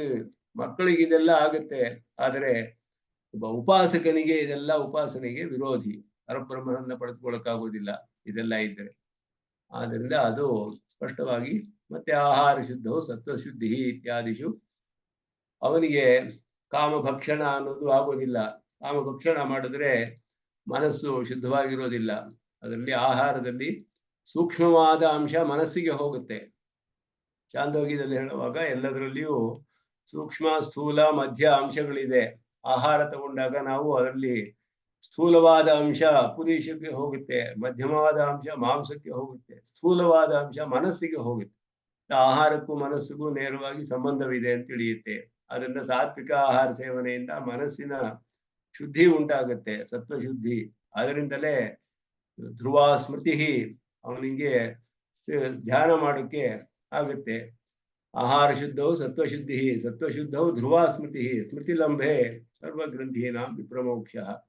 ಆ ಧ್ರುವ ಸ್ಮೃತಿಯು ಪೂರ್ಣವಾಗಿ ಆದರೆ ಅವನಿಗೆ ಎಲ್ಲ ಹೃದಯ ಗ್ರಂಥಿಗಳೆಲ್ಲ ವಿದ್ಯತೆ ಹೃದಯ ಗ್ರಂಥಿ ಚಿದ್ಯಂತೆ ಸರ್ವ ಸಂಶಯ ಅಂತ ಹೇಳಿದಾಗೆ ಎಲ್ಲವೂ ನಾಶವಾಗುತ್ತೆ, ಪರಮಾತ್ಮನನ್ನ ಪಡೆದುಕೊಳ್ಬಹುದು. ಇದೆಲ್ಲ ಆಹಾರ ಬಹಳ ಪ್ರಧಾನವಾದ ಸಾತ್ವಿಕ ಆಹಾರ ಸೇವನೆ. ಅಂದ ಆಹಾರ ನಿಯಮ ಹೇಳಲ್ಪಟ್ಟಿದೆ ಶಾಸ್ತ್ರದಲ್ಲಿ. ಆದ್ದರಿಂದ ಇದೆಲ್ಲ ಬಾಲ್ಯ ಅಂತ ಹೇಳಿದ್ರೆ ಬಾಲರ ಕರ್ಮಗಳಲ್ಲಿ ಇಲ್ಲಿ ಅನಾವಿಷ್ಕಾರ ರೂಪವಾದ ಕರ್ಮ. ತನ್ನ ಮಹಿಮೆಯನ್ನ ತೋರಿಸ್ಕೊಳ್ಬಾರ್ದು. ನಾನು ಈ ಉಪಾಸನೆ ಮಾಡ್ತಿದ್ದೀನಿ, ಹೀಗೆ ಮಾಡ್ತಿದ್ದೀನಿ, ಹಾಗಿದ್ದೀನಿ, ನನಗೆ ಈ ರೀತಿ ನಿಯಮ, ಇದೆಲ್ಲ ಯಾರು ಹೇಳ್ಕೊಡೋದಿಲ್ಲ ಉಪಾಸಕರು. ಜಡಭರ್ತನ ಕಥೆಯಲ್ಲಿ ಸ್ಪಷ್ಟವಾಗಿ ಎಲ್ಲ ತಿಳಿಯುತ್ತೆ. ಅಲ್ಲಿ ವಿಷ್ಣು ಪುರಾಣದಲ್ಲಿ ಎಲ್ಲ ಹೇಳುವಾಗ, ಭಾಗವತದಲ್ಲಿ ಜಡಾಂಧಬತಿರೈವ ತರ್ಷಯಾಮಾಸ ಲೋಕಸ್ಯ, ಜಡಭರ್ತರ ವಿಷಯದಲ್ಲಿ ಹೇಳುವಾಗ ಒಬ್ಬ ಜ್ಞಾನಿ ಹೇಗಿರ್ತಾನೆ ಅಂದ್ರೆ ಲೋಕಕ್ಕೆ ಇವನು ಜಡನೋ ಅಂಧನೋ ಬಧಿರನೋ ಅಂತ ತಿಳ್ಕೋತಾರಂತೆ. ಕಣ್ ಕಾಣೋದೇ ಇಲ್ವೇ ಇವನಿಗೆ ಅನ್ಕೋತಾರೆ, ಕಿವಿನೇ ಕೇಳೋದಿಲ್ಲ ಇವನಿಗೆ ಅನ್ಕೋತಾರೆ, ಜಡ ಅನ್ಕೋತಾರೆ. ಜಡ ಅಂಧ ಬಧಿರ ಇವ ದರ್ಶಯಾಮಾಸ. ಸಮ್ಮಾನನ ಪರಾಹಾನಿಹಿ ಮಂಜತೆ. ಸಮ್ಮಾನ ಮಾಡಿದ್ರೆ ದೊಡ್ಡ ಹಾನಿ ಅಂತ ತಿಳ್ಕೊಳ್ತಾನೆ ಒಬ್ಬ ಉಪಾಸಕ.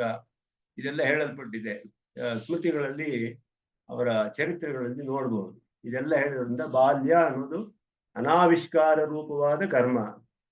ತಪಃ ಕ್ಷೀಯತೆ ಅಂತ ಹೇಳಿ ಅವನ ಆಶ್ಚರ್ಯ ಪಟ್ರೆ ತಪಸ್ಸು ಹೋಗ್ಬಿಡುತ್ತೆ, ನಾಶವಾಗ್ಬಿಡುತ್ತೆ. ಆದ್ದರಿಂದ ಆಶ್ಚರ್ಯ, ತನ್ನ ಶಕ್ತಿ ಹೀಗಿದೆಯಲ್ಲ ಅಂತ ಆಶ್ಚರ್ಯ ಪಡಬಾರ್ದು, ಅದನ್ನು ತೋರಿಸ್ಕೊಳ್ಬಾರ್ದು.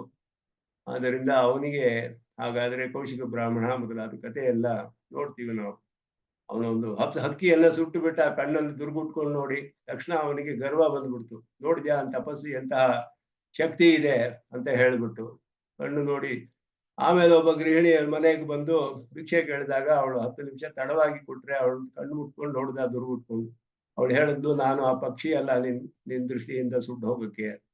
ಅವಳು ತನ್ನ ವರ್ಣಾಶ್ರಮ ಧರ್ಮವನ್ನ ನಿಯಮವಾಗಿ ಪಾಲಿಸ್ತಾ ಇದ್ದವಳು. ಇವನು ತಂದೆ ತಾಯಿಯರನ್ನ ಬಿಟ್ಬಿಟ್ಟು ತಪಸ್ ಮಾಡಕ್ಕೆ ಅಂತ ಬಂದು ತನ್ನ ತಪಸ್ಸಿಂದ ಗರ್ವದಿಂದ ನಾಶವಾಗ್ಬಿಡ್ತು, ಅವನ ಗರ್ವದಿಂದ. ಇದೆಲ್ಲ ಅನಾವಿಷ್ಕುರ್ವನ್ನನ್ವಯಾತ್, ಇದೆಲ್ಲ ಬಾಲ್ಯ ಭಾವ ಅಂತ ಹೇಳಿರೋದು ಅನೇಕ ವಿಧದಲ್ಲಿ ನಮಗೆ ಕಂಡು ಬರುತ್ತೆ, ಸ್ಮೃತಿಗಳಲ್ಲಿ ಮೊದಲಾದಗಳಲ್ಲಿ ನೋಡಬಹುದು. ಅದನ್ನೇ ಇಲ್ಲಿ ಅನಾವಿಷ್ಕಾರಾಧಿಕರಣ ಉಪಾಸಕನಿಗೆ ಬಹಳ ಪ್ರಧಾನವಾದದ್ದು ಹೇಳಲ್ಪಟ್ಟಿದೆ. ಮುಂದೆ 2 ಅಧಿಕರಣಗಳು, ಅದರಲ್ಲಿ ಐಹಿಕಂ ಅಪ್ರಸ್ತುತ ಪ್ರತಿಬಂಧೇ ತದ್ದರ್ಶನಾತ್ ಅಂತ ಕಡೆಯ 2 ಅಧಿಕರಣಗಳು ಈ ಪಾದದಲ್ಲಿ. ಇದೆಲ್ಲ ಆದ್ಮೇಲೆ ಉಪಾಸನೆ ವಿಷಯವೆಲ್ಲ ಹೇಳಿ ಯಾರಿಗೆ ಅಧಿಕಾರವಿದೆ ಅದನ್ನೆಲ್ಲ ನಿಶ್ಚಯ ಮಾಡಿದ ಮೇಲೆ ಇದಕ್ಕೆ ಫಲ ಹೇಗೆ ಬರುತ್ತೆ, ಅದಕ್ಕೇನು ಪ್ರತಿಬಂಧಕಗಳು ಇದೆಯೇ, ಉಂಟಾಗುತ್ತೆ. ಮೋಕ್ಷ ಫಲ ಇಲ್ಲಿ ಪ್ರಧಾನವಾಗಿ ನಾವು ಚಿಂತನೆ ಮಾಡ್ತಾ ಇರೋದು. ಮೋಕ್ಷ ಫಲಕ್ಕೆ ಉಪಾಸಕನು ಪಾಂಡಿತ್ಯಂ ನಿರ್ವಿದ್ಯ ಬಾಲ್ಯೇನ ಮೌನ ಇದೆಲ್ಲ ಉಳ್ಳವನು. ಅಂತಹ ಅತಿಶಯವಾದ ಅವನು ಕರ್ಮವನ್ನು ಮಾಡ್ತಾ ಇದ್ದಾನೆ, ಉಪಾಸನೆಯನ್ನು ಮಾಡ್ತಾನೆ, ಪರಮಾತ್ಮನ ಧ್ಯಾನವನ್ನ ಪ್ರೀತಿಯಿಂದ ಭಕ್ತಿ ಸಹಕೃತವಾದ ಧ್ಯಾನ ಮಾಡ್ತಾ ಇದ್ದಾನೆ. ಅವನ ಒಂದು ವಿಶೇಷ ಅಷ್ಟು ಅದ್ಭುತವಾದದ್ದು ಅವನು ಮಾಡ್ತಾ ಇರೋದು, ಅಷ್ಟು ನಿರತಿಶಯವಾದದ್ದು ಅವನ ಭಕ್ತಿ ಯೋಗ ಉಪಾಸನೆ ಅಂತ ಹೇಳೋದು. ಅವನಿಗೇನು ಪ್ರತಿಬಂಧವೇ ಇರಬಾರ್ದಲ್ಲ, ಪ್ರತಿಬಂಧಕಗಳು ಅಂತ ಪ್ರಶ್ನೆ. ತಕ್ಷಣವೇ ಫಲ ಬರ್ಬೇಕಲ್ಲ, ಪ್ರತಿಬಂಧಕಗಳು ಇರುತ್ತೆಯೇ ಅನ್ನೋದು ಪ್ರಶ್ನೆ. ಅದು ಮಾಡೋದಕ್ಕೆ ಮೊದಲು ಬೇರೆ ಉಪಾಸಕರು ಬೇರೆ ಫಲಗಳಿಗೆ ಮಾಡುವ ಉಪಾಸನೆ ವಿಷಯವನ್ನ ಚಿಂತನೆ ಮಾಡಿ ಮೋಕ್ಷಕ ಫಲಕ್ಕೆ ಮಾಡುವ ಉಪಾಸನೆಯ ಚಿಂತನೆಯನ್ನು ಮಾಡ್ತಾರೆ. ಮೋಕ್ಷ ಫಲಕ್ಕೂ ಪ್ರತಿಬಂಧಕಗಳು ಬರುತ್ತೆ. ಆ ಮೋಕ್ಷ ಮಾಡುವ ಉಪಾಸನೆ ಅಥವಾ ಪ್ರಪತ್ತಿ ಅನ್ನೋದು ಎಲ್ಲದಕ್ಕಿಂತ ಹೆಚ್ಚಾದ ಪ್ರಾಯಶ್ಚಿತ್ತ. ಎಲ್ಲಾ ಕರ್ಮಗಳು ನಾಶವಾಗ್ಬಿಡುತ್ತೆ ಇದರಿಂದ. ಆದ್ರಿಂದ ಎಲ್ಲಾ ದೋಷಗಳು ಹೋಗ್ಬಿಡುತ್ತೆ. ಇರೋ ಪ್ರಾಯಶ್ಚಿತ್ತಗಳೆಲ್ಲ ಅತ್ಯಂತ ಹೆಚ್ಚಾದ ಪ್ರಾಯಶ್ಚಿತ್ತ ಅಂದ್ರೆ ಇದೆ, ಪ್ರಪತ್ತಿ ಅಥವಾ ಉಪಾಸನೆ, ಎರಡೂ ಅಷ್ಟೇ. ಸ್ವಾಮಿ ದೇಶಿಕನ ಇದರಲ್ಲಿ ಅದ್ಭುತವಾಗಿ ಹೇಳ್ತಾರೆ ಅವರು. ಇದರಲ್ಲಿ ಅವರ ಕಾವ್ಯದಲ್ಲಿ ತಿಮಿಂಗಿಲದ ಉದಾಹರಣೆ ಕೊಟ್ಟು ಹೇಳ್ತಾರೆ. ತಿಮಿಂಗಿಲೋ ಗಿಲತಿ ತದ್ಗಿಲ ಸ್ತಂ ತಥಾ ತಮಪ್ಯಥ ಚ ತದಿಹ ಪಶ್ಯ ಕರ್ಮಕ್ರಮೇ ಅಂತ ಹೇಳಿದ್ರು. ತಿಮಿ ಅನ್ನೋದು ಒಂದು ಮೀನು, ಅದೆಷ್ಟೋ ಯೋಜನೆ ಇರುತ್ತೆ ಅಂತ ಹೇಳ್ತಾರೆ. ಅದನ್ನ ಯಾವುದು ನುಂಗುತ್ತೋ, ಆ ತಿಮಿ ಅನ್ನೋ ಮೀನನ್ನು ನುಂಗುತ್ತಲ್ಲ, ಅದಕ್ಕೆ ತಿಮಿಂಗಿಲ ಅಂತ ಹೆಸರು. ಗಿಲತಿ ಅಂದ್ರೆ ನುಂಗುತ್ತೆ ಅಂತ. ತಿಮಿಂಗಿಲೋ ಗಿಲತಿ. ಇದು ಕರ್ಮಕ್ರಮದಲ್ಲಿ ನೋಡಿ, ಆ ತಿಮಿಂಗಿಲವನ್ನ ಅದಕ್ಕಿಂತ ದೊಡ್ಡದಾದ ತಿಮಿಂಗಿಲ ಗಿಲ ಅಂತ ಇದೆ, ಆ ತಿಮಿಂಗಿಲವನ್ನೇ ನುಂಗುತ್ತಂತೆ ಅದು. ಹೀಗೆ ಕರ್ಮಕ್ರಮದಲ್ಲಿ ನೋಡಿ ಅಂತ ಹೇಳಿದ್ರು. ಒಂದು ಕರ್ಮಕ್ಕೆ ಪ್ರಾಯಶ್ಚಿತ್ತ ಮಾಡ್ತೀವಿ, ಒಂದು ಪಾಪಕ್ಕೆ ಅದಕ್ಕಿಂತ ದೊಡ್ಡ ಪಾಪ ಮಾಡಿದ್ರೆ ಇನ್ನೊಂದು ದೊಡ್ಡ ಪ್ರಾಯಶ್ಚಿತ್ತ ಮಾಡ್ಬೇಕು, ಅದಕ್ಕಿಂತ ದೊಡ್ಡ ಪಾಪ ಮಾಡಿದ್ರೆ ಅದಕ್ಕಿಂತ ದೊಡ್ಡ ಪ್ರಾಯಶ್ಚಿತ್ತ. ಈ ಪ್ರಾಯಶ್ಚಿತ್ತ ಆ ಪಾಪ ನುಂಗುತ್ತೆ, ದೊಡ್ಡ ಪ್ರಾಯಶ್ಚಿತ್ತ ಇನ್ನೊಂದು ದೊಡ್ಡ ಪಾಪವನ್ನು ನುಂಗಾಕ. ಎಲ್ಲದಕ್ಕಿಂತ ದೊಡ್ಡ ಪ್ರಾಯಶ್ಚಿತ್ತ ಪ್ರಪತ್ತಿ. ಸಮಸ್ತ ವೃಜಿನೋದರ ಗ್ರಸನ ಡಂಬ ಕುಂಭೋದರಂ ನಿವೃತ್ತಮಪಿ ಅತ್ತಿ. ಅದು ಯಾವುದು ಅಂದ್ರೆ ಅನಘ ತತ್ವವಿನ್ನಿಗ್ರಹ ಬ್ರಹ್ಮವಿದಪಚಾರ. ಭಾಷೆಕಾರರು ಹೇಳ್ತಾರೆ ಇನ್ನು ಮುಂದಿನ ಅಧಿಕರಣದಲ್ಲಿ. ನಿಯಮ, ಅದಕ್ಕೆ ಪ್ರತಿಬಂಧಕ ಉಂಟಾಗುತ್ತೆಯೇ ಇಲ್ಲವೇ ಫಲ ಬರೋದಕ್ಕೆ, ಆ ವಿಚಾರವನ್ನ 2 ಅಧಿಕರಣಗಳಲ್ಲಿ ಚಿಂತನೆ ಮಾಡ್ತಾರೆ. ಅದನ್ನ ಮುಂದೆ ಅನುಸಂಧಾನ ಮಾಡೋಣ ಅಂತ ಹೇಳಿ ಪದಾಂಬುಜೈರ್ಮುರ್ಮುವ್ಯಾಮೋಹತಸ್ತರಿತರಾಣಿ ಮೇನೆ ಅಸ್ಮದ್ಗುರೋರ್ಭಗವತೋಸ್ಯ ಸಿಂಧೋಃ ರಾಮಾನುಜಸ್ಯ ಚರಣೌ ಶರಣಂ ಪ್ರಪದ್ಯೆ. ಜನ್ನೋ ನಿತ್ಯಶಂ ವರುಣಃ ಜನ್ನೋ ಭವತ್ವರ್ಯಮಾ शन्न इंद्रो बृहस्पतिः शन्नो विष्णुरुक्रमः नमो ब्रह्मणे नमः शिवायोत्तमे प्रत्यक्षं ब्रह्मासि त्वामेव प्रत्यक्षं ब्रह्मावादिशं तमवादिशं सत्यमवादिशं तन्नामावीत् तद्वक्तारमावीत् आवीत् वक्तारम् ओम शांति शांति शांति।